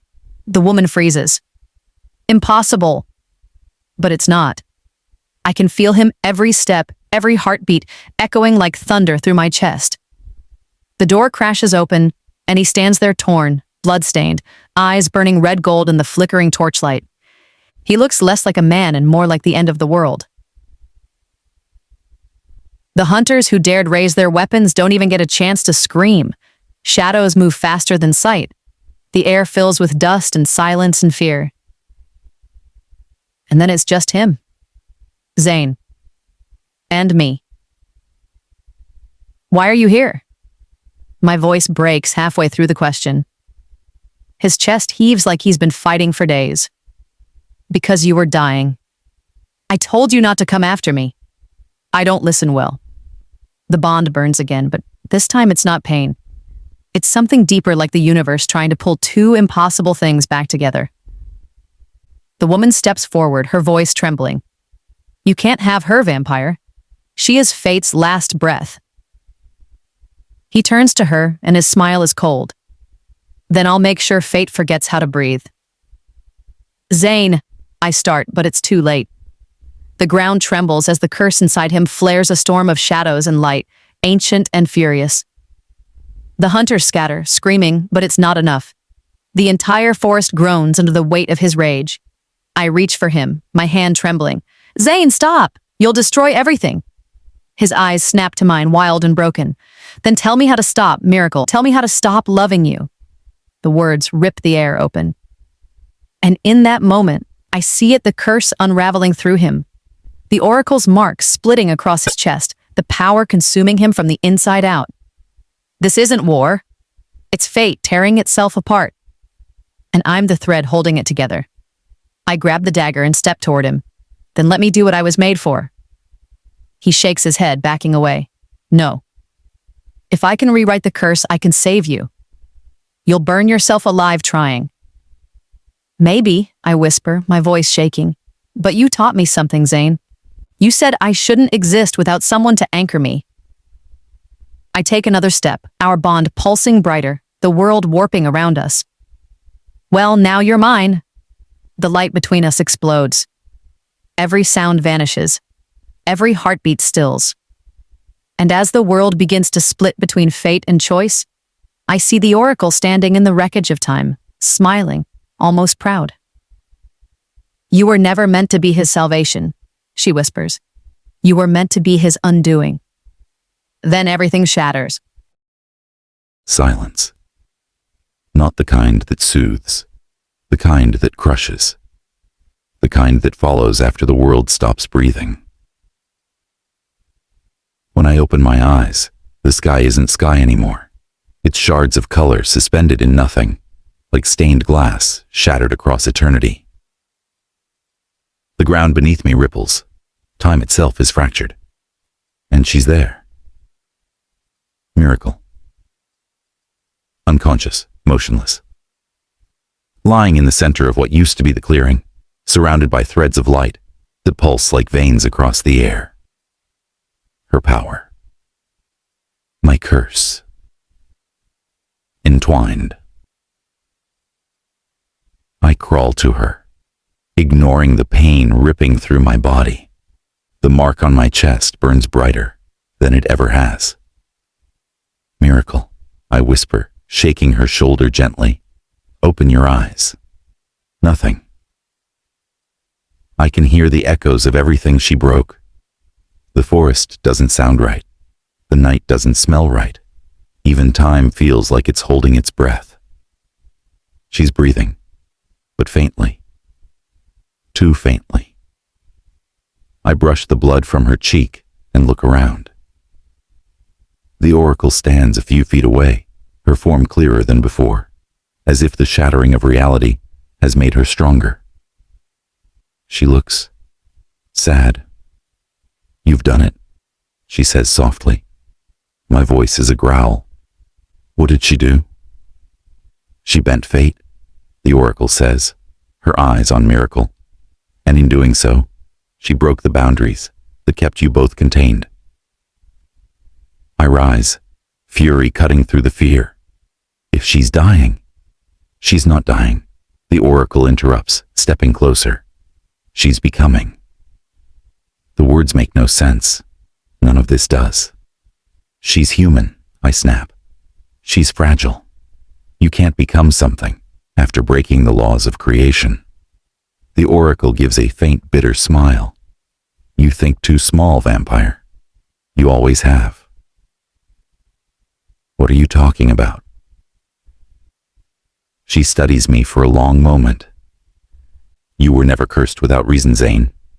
The oracle you defied centuries ago, I did not curse you for cruelty or love or arrogance. You were cursed because of what you were destined to become. My jaw tightens. Say it. Her voice turns into a whisper that fills the void itself. You were meant to be the reaper of fate. The words hit harder than a blade. I stumble back. That's a myth. It was, she says, until you. She gestures to the mark on my chest, now glowing with dark crimson light. Every death you foresaw wasn't punishment. It was preparation. You were to inherit the power to end all threads, to reset the tapestry of existence when it frayed too far. A destroyer born from the gods' despair. I shake my head. No, you're lying. Am I? Her gaze flickers to Miracle. Why do you think she was born without fate? Why do you think she silenced your visions? Because she was created for you, to stop you when the time came. The air thickens. My knees hit the ground beside her. She wasn't made to stop me, I whisper. She saved me. The oracle's expression softens, almost pitying. You still don't understand. Saving and stopping are the same thing when destiny collapses. Miracle stirs. Her hand twitches. The air trembles. And for one fleeting moment, her eyes open, brighter than I've ever seen them, like twin stars caught between death and rebirth. Zayne. I'm here, I breathe, pulling her closer. She touches my chest right over the burning mark. I saw it. I saw everything. What did you see? Her gaze drifts to the fractured horizon, her voice soft. The end. The way you destroy the world, to rebuild it. The way I was meant to unmake you. Tears burn behind my eyes. You're not my undoing, Miracle. She smiles faintly, heartbreak painted across her face. No, I'm your choice. The oracle steps back, fading with the rising light. The war of fates has begun, she murmurs. Decide what you will be, Reaper. End or beginning. Miracle's fingers tighten weakly around mine. You can change it, Zayne. How? By not being what they made you. Her voice trembles, but it's strong enough to pierce the chaos. Every fate, every prophecy, every curse, they all forget one thing: choice. And then her light surges, swallowing the fractures in time, the storm, the night itself. The mark on my chest burns white hot, then stills. When I look down again, she's gone. Just light fading into the air, and I realize the truth too late. She didn't save me. She freed me. The light is gone. But she isn't. I can feel her, thread thin, distant, trembling like a heartbeat through glass. Alive, but somewhere no mortal, no vampire, no god should exist. Between. The world is still bleeding from her touch. The trees stand frozen in half-light, time snagging like torn fabric. I can smell rain and ash, hear echoes that don't belong to this century. The oracle's gone, the night's quiet again, and I'm on my knees in the wreckage she left behind. Miracle. I whisper her name once. The sound breaks in the air like a prayer, with no god to answer it. Hours pass, or maybe years. It's impossible to tell here. Every time I try to move, the bond between us tugs, sharp, invisible, pulling toward the void where she vanished. I follow it anyway, through the dying woods, through the ruins of my curse. And in every step, I hear her voice. Zayne, you can change it. Change what? The curse? The prophecy? The gods themselves? Even if I could, she's gone because of me. Because she chose to protect the thing she didn't even believe in. Me, a creature who only ever brought endings. Now she's trapped in one. I reach the edge of the old realm by dawn. Beyond it is nothing, just a horizon swallowed in fog, the threshold between the living world and what the witches call the gray. It's where lost souls go when fate can't decide what to do with them. And I know she's there. Because the bond hums louder here. I press my hand against the mist, and it burns cold enough to blister my palm. Power snarls inside me, the Reaper's mark pulsing with a hunger I've never felt before. It wants her. Not to save her, to claim her. No, not this time. I force the darkness back, digging my claws into the dirt until the pain steadies me. You won't take her, I whisper. Not her. The wind shifts, carrying an old voice. You would defy what you are again. I don't turn. I already have. The oracle's shadow ripples through the fog, her tone sharp. If you enter the gray, you forfeit the gift that makes you immortal. You'll cease to exist with her. Good, I say. Her silence cuts deeper than any threat. You would die for her? I meet the horizon, eyes cold, heart burning. No, I say softly. I would live for her, even if living means ending everything else. The air thickens. Magic coils like a serpent around my throat. The Reaper's mark flares, cracking the skin over my heart. Blood spills. Dark, ancient, smoking against the earth. The blood oath. The oldest spell in existence. The one no creature dares speak because it demands everything. I whisper it anyway. I unmake the crown I never wanted. I trade eternity for her breath. I call the void by its true name, and I bind myself to the mortal end. The mark sears white. The fog splits open. And for a moment, I see her. Floating in the gray, her hair fanned out like flame, her body weightless, her light dimming. I reach for her. The power drags me forward, ripping the last of my immortality from my veins. The curse screams, the oracle's voice fades, and all I can think is, let me reach her. When I finally touch her hand, warmth floods through me like sunrise. Her eyes flutter open, unfocused but alive. Zayne? I told you, I breathe, pulling her close. You're not alone in this. The gray collapses around us. The world screams. Every thread of fate shatters, and then silence. The kind that doesn't crush. The kind that breathes. When I open my eyes again, we're lying on the forest floor. The sun has risen. The mark on my chest is gone. No curse, no power, no eternity. Just her heartbeat against mine. She blinks up at me, dazed. What did you do? I made a choice, I say quietly. The one you asked me to. She stares, tears spilling over her lashes. You gave it all up. I didn't lose anything worth keeping. And for the first time in 1,000 years, I smile. Not the cruel, hollow one she's seen before, but something fragile, almost human. Because for once the future is blank. And that means it's ours to write. The first thing I feel is heat. Real, living, burning heat.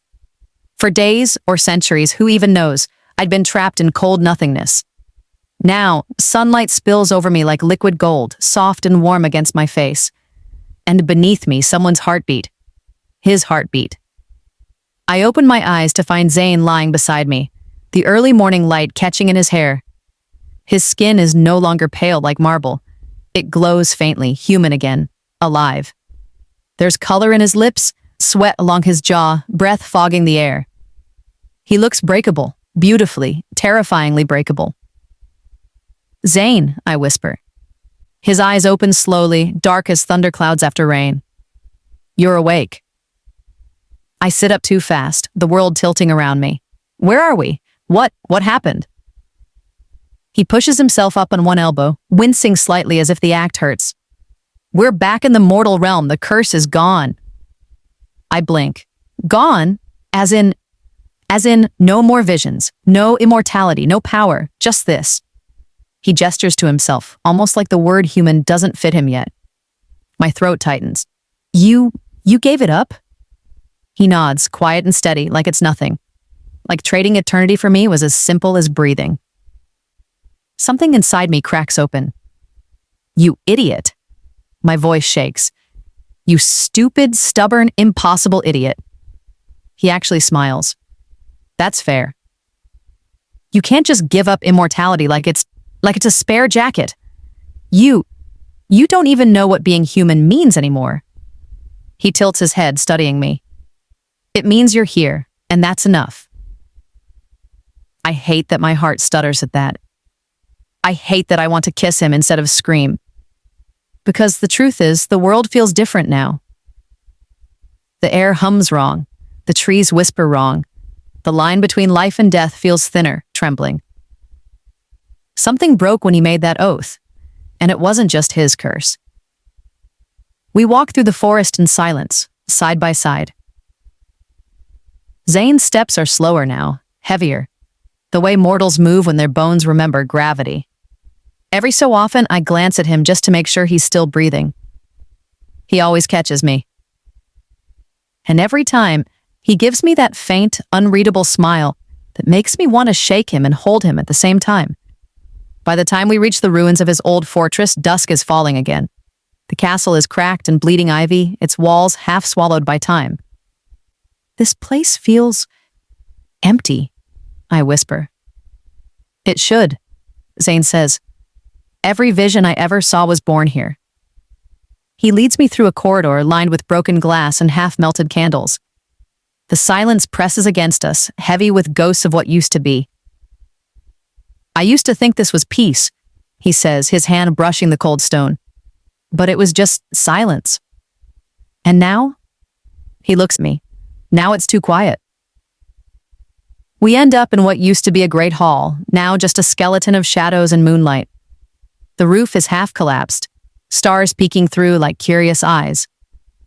I sink onto a fallen pillar, exhaustion finally catching up. So what happens now? You're mortal. I'm whatever I am. And the universe probably wants a refund. Zayne sits across from me, elbows on his knees.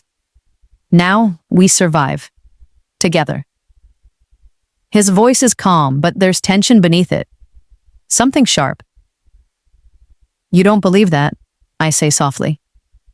He hesitates, then, the oracle's prophecy isn't done. I can feel it. You think she'll come after us? No, he says.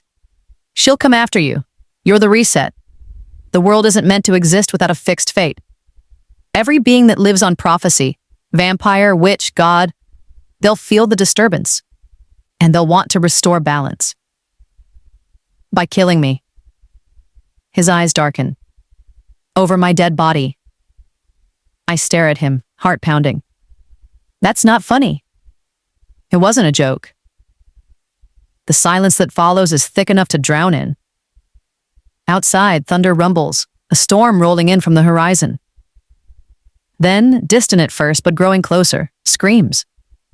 Not human, not animal. Something older. Zayne's head snaps up. They found us. I don't even have time to ask who before the windows explode inward. Shards of glass scatter like rain. Shadows crawl through the walls. Vampires, dozens of them, their eyes bright with hunger and reverence. The oracle's hounds, Zayne mutters, stepping in front of me.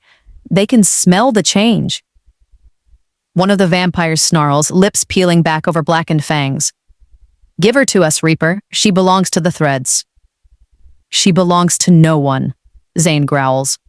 He moves before they do, fast, fluid, beautiful even without his powers. But he's slower now, mortal, bleeding. Every strike costs him something. I grab a fallen sword from the ground, its hilt cold against my palms.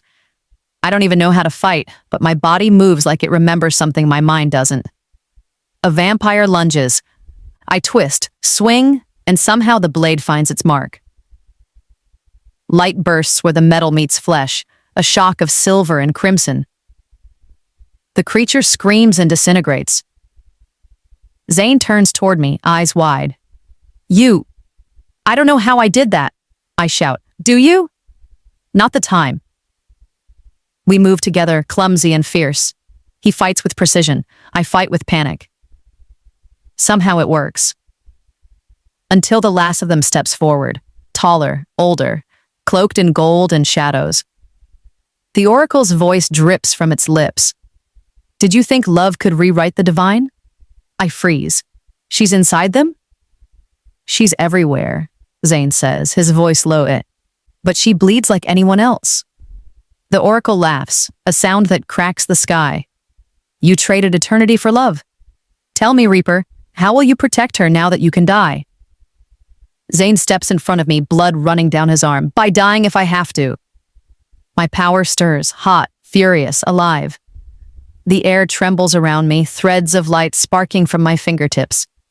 No, I whisper, not this time. The oracle's shadow reaches for me, and I reach back. For the first time, I don't bend fate. I break it. Light erupts from the ground, a storm of gold and red, swallowing the darkness whole. When it fades, the hall is empty. The oracle's voice is gone. Zayne is on the floor, breathing hard, blood pooling beneath him. Zayne!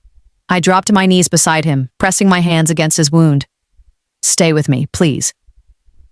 He meets my eyes, his voice barely a whisper. You broke the threads.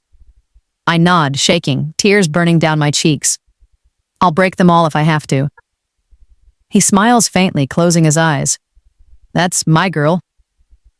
Outside, thunder gives way to rain. The storm has passed. But I know this isn't over. Because love might have saved him tonight, but it also just declared war on fate itself. The rain hasn't stopped. It falls steady and cold, washing the blood from the cracked stone floor and the dust from Zayne's skin. He's alive. Barely. His head rests on my lap, his breath shallow but there, each one scraping against my nerves like it could be his last. I tore strips from my cloak to bind the wound, though mortal hands feel useless after touching power like mine. Power that shattered the oracle. Power that shouldn't exist. The sword lies beside us, faintly glowing where it touched my blood. I can't bring myself to look at it for long. The memory of what I did burns behind my eyelids. I broke something bigger than fate or prophecy. And the world can feel it. The air trembles, the rain sometimes falling upward before correcting itself. The trees whisper too loud, too alive. The sky's veins flicker with light as if creation itself is glitching. Zayne stirs, groaning softly. Hey, I whisper, brushing his hair back. Don't move. You're hurt. His lashes flutter open. There's that flicker of wry humor, even through pain. You always tell me that when I wake up bleeding. Because you always wake up bleeding. He tries to laugh but winces instead. Did we win? I look around at the shattered hall, the rain seeping through the roof. The absence of the oracle's shadow. We survived. That's not the same thing. He reaches for my hand, fingers trembling. What did you do? I don't know, I whisper, but I think I broke fate. He squeezes weakly. Good. I stare down at him, searching his face for the joke. There isn't one. Zayne, everything's unraveling. I can feel it. The world's not supposed to run without the threads holding it together. You and I, what we did, it's like pulling a star out of orbit. He smiles faintly. Then let's see where it falls. I want to shake him, cry, kiss him. Anything but feel this hollow ache clawing through me. You don't understand. The oracle wasn't just a witch or a ghost. She was the balance between realms. I killed her, Zayne. I killed the thing that kept everything in order. And maybe it needed to die, he says softly. Maybe order was just another kind of prison. His words hang there, heavy and true and terrifying. By nightfall, we've built a fire from broken furniture. The flames throw gold light over the cracked stones, dancing on the water, pooling through the holes in the roof. Zayne leans back against the wall, pale but stubbornly awake. I sit across from him, hands still trembling. You should rest, I tell him. You should stop blaming yourself, he counters. I look away. You don't feel it like I do. What? The unraveling. I close my eyes and reach out, not with my hands, but with whatever part of me became the threadbreaker. And I feel it. The world's pulse, fractured, time stuttering. lives flickering like faulty stars. Every path that was once predetermined, every death, every birth, every destined love has become choice. And the universe doesn't know how to handle it. Zayne studies me quietly, then says, "You changed everything." I didn't mean to. Maybe not, but maybe it needed changing. I shake my head. You're not hearing me, Zayne. The world can't exist like this. It'll collapse. He leans forward, eyes locked on mine. Then we find a way to rebuild it. Together. How? I don't know, but you said it yourself. You broke fate. That means you can rewrite it too. The word hits me like thunder. Rewrite. I'd broken the threads. But if I could touch them once, maybe I could weave new ones. Later, when he finally falls asleep, I stay awake by the dying fire, tracing the pattern of his hand where it rests near mine. He looks peaceful for once. Mortal. Human. The bond between us still hums faintly, but softer now, no longer a chain, just a heartbeat. I stand and step into the open rain, lifting my hands to the sky. The storm seems to pause, watching me. "Show me," I whisper. "Show me what's left." Light bleeds from my palms, silver and scarlet. The air splits open and the threads appear again, broken, tangled, glimmering like spider silk across the night. Each one a soul, a life, a destiny unbound. I could fix them. I could restore what I broke. But to do that, I'd have to give up him. Because Zayne's life, his humanity, exists because fate no longer does. Restoring the threads means returning balance, returning the curse, returning everything that once was, and losing him. The rain hides my tears, but I can feel them burn. Behind me, he stirs. Miracle? I close my hands. The light flickers out. "Nothing," I say softly. "Go back to sleep." But inside, the truth claws at me. If I choose the world, I lose him. If I choose him, I doom the world. And for the first time, I understand why the gods feared love. Because it makes monsters of us all. The morning is too quiet, the kind of quiet that feels final. I sit at the edge of the ruined hall, bare feet touching wet stone, and watch the sunrise crawl over the forest. The mist glows gold where it meets the trees, as if the world itself is holding its breath. Zayne still sleeps behind me, wrapped in my cloak, human now, warm, fallible, alive. I can hear his heartbeat. It's the most beautiful, dangerous sound I've ever known. But the silence beneath it, the silence of the universe, presses close. The threads are still there, broken, waiting. They whisper through the air like voices calling for a story that no longer knows how to end. And they're calling for me. I stand. The world responds. Light rises from the ground, weaving around my ankles, spinning upward in slow spirals. The air hums with memory. Every life, every death, every fate waiting to be rewritten. Then her voice comes. Soft, icy, eternal. "You were never meant to exist, Miracle." The oracle's shadow materializes from the fog, her form translucent but steady. I don't flinch. "You're dead." A faint smile. "Concepts like me don't die. We become echoes. You, of all beings, should know that." My hands shake, though I try to hide it. "What do you want?" "Balance." "Of course, always balance." "The world unravels," she continues. "Without fate, chaos will swallow creation. You hold the power to restore it, but doing so will undo everything your heart holds dear." Zayne. His name blooms in my chest like both a prayer and a curse. "If you restore the threads," the oracle says, "he will return to what he was. Immortal, cursed, bound to visions. You will be erased from his path entirely, your existence rewritten as though you never were. And if I don't," I whisper, "then the world dies. A simple choice dressed in tragedy. Save the world or save him." I turn back toward Zayne. He's awake now, watching me with those human, heartbreakingly mortal eyes. "You heard," I say. He nods once. "Enough." I take trembling step toward him. If I fix it, if I put the threads back, you'll forget me. He doesn't look away. Then make me forget. Zayne. He stands, weak but steady, his voice soft and steady like sunlight. Miracle, listen to me. You were never meant to carry this alone. You changed everything because you loved without permission. That's what made it real.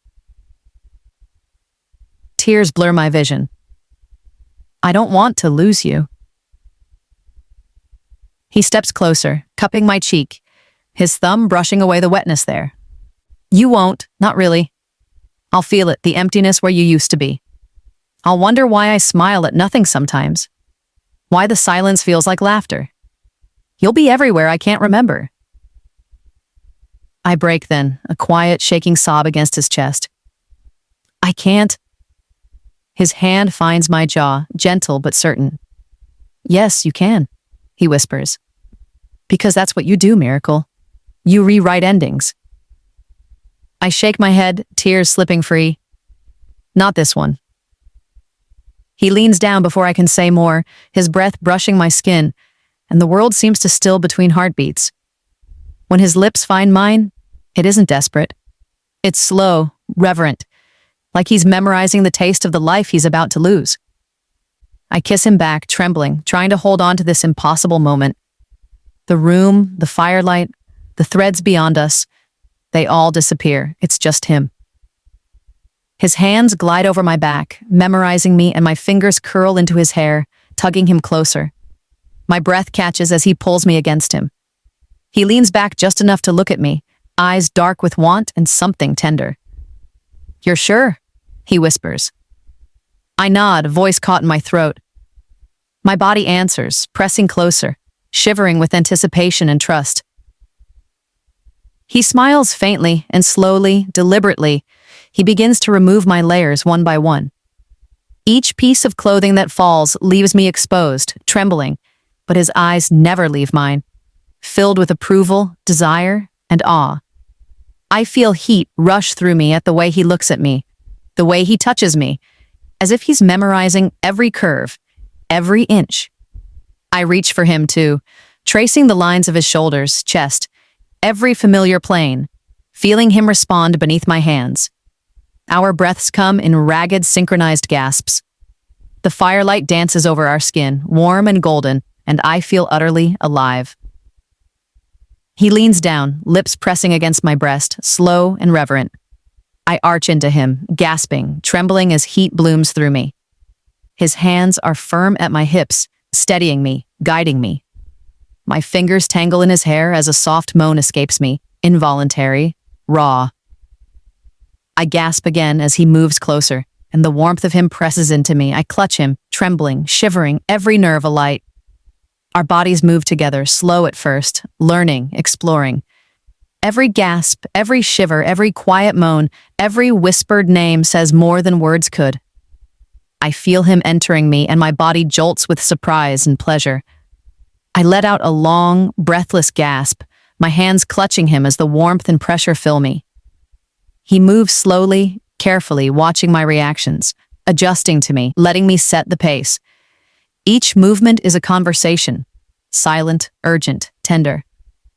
I arch into him again, lost in the sensation, lost in the sound of our breaths, our gasps, our murmurs, and the rhythm of our hearts. His lips brush against my neck, my collarbone, pressing soft kisses that make me shiver uncontrollably.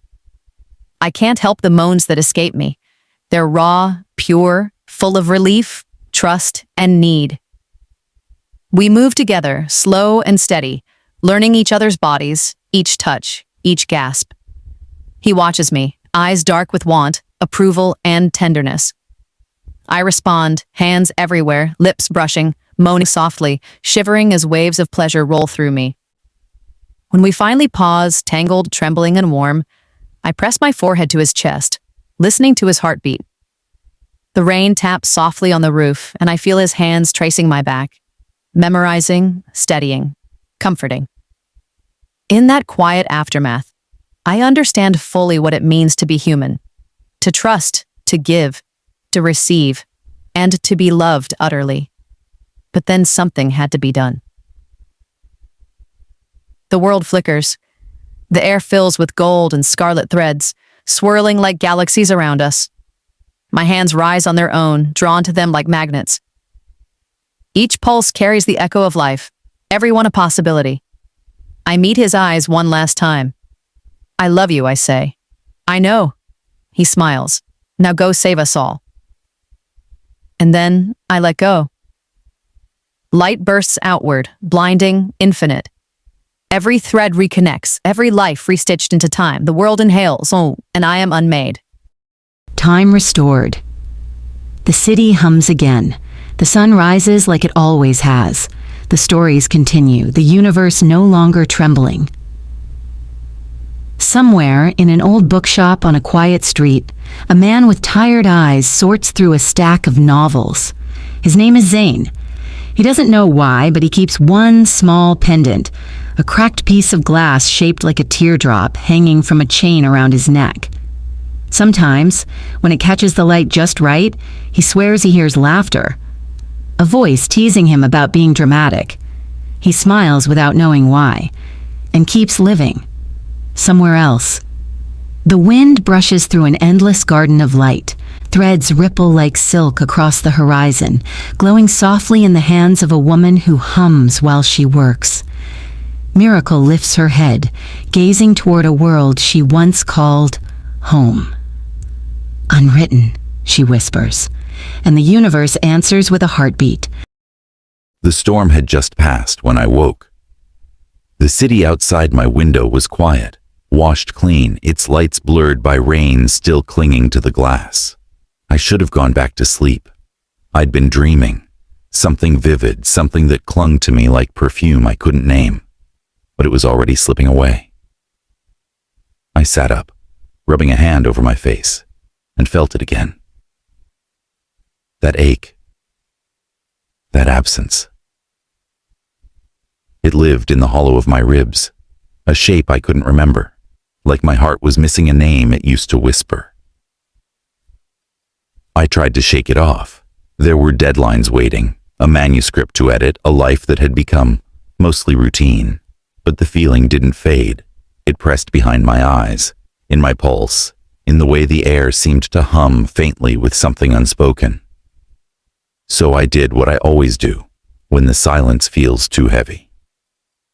I wrote. The words came out in fragments. A woman laughing. A man who saw everything. A name he'd never known until he lost it. Her name. I stopped. The pen trembled in my hand. My breath hitched, because for a single, impossible heartbeat, I could hear her. A voice like sunlight through rain. A whisper at the edge of consciousness. You found me. The world around me flickered. The ink on the page glowed faintly, like threads woven from starlight. My chest tightened, my vision blurred, and then I saw her. Standing at the end of the room, barefoot, smiling softly, like she'd been waiting forever. She was light and shadow and memory, the kind of presence that didn't obey physics, didn't need to. And somehow, I knew her. Miracle. The name fell from my lips before I even thought it. Her smile widened. You remembered. I took a step forward, the floor groaning under my feet, though I knew, deep down, she wasn't really there. You're real? I asked, voice cracking. I thought. She shook her head gently. Not real. Just a space between endings. You wrote your way back here. I swallowed hard. Why can't I remember everything? Because you weren't meant to, she said softly. The threads needed to stay whole. But the heart, her gaze softened. The heart never forgets. Silence stretched between us, warm and aching. Do you miss me? I whispered. Her eyes glistened. Every second. Something inside me broke open then. The grief, the longing, the unbearable joy of seeing her again, if only for this fleeting breath of eternity. I reached out, fingers brushing the air between us. For a moment, warmth touched my skin. Her hand met mine, and the world pulsed. Then the light began to fade. She was unraveling, turning back into threads of gold and dust. "Wait," I said, panic clawing through me. "Don't go." Her voice was fading now, carried by wind and stars. "I'll always be where you write." And then she was gone.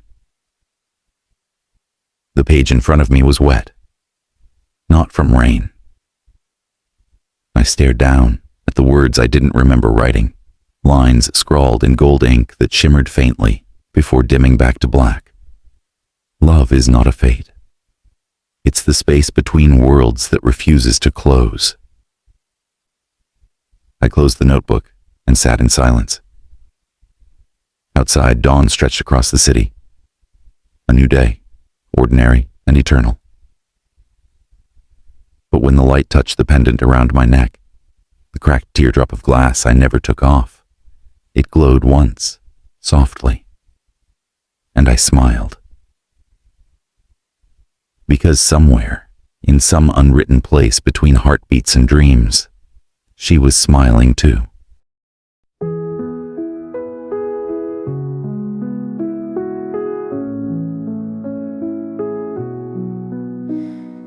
In your arms I find my calm. World outside can do no harm. Heartbeat dances soft and slow. In your arms I feel at home. When the night is dark and cold, your embrace feels like pure gold.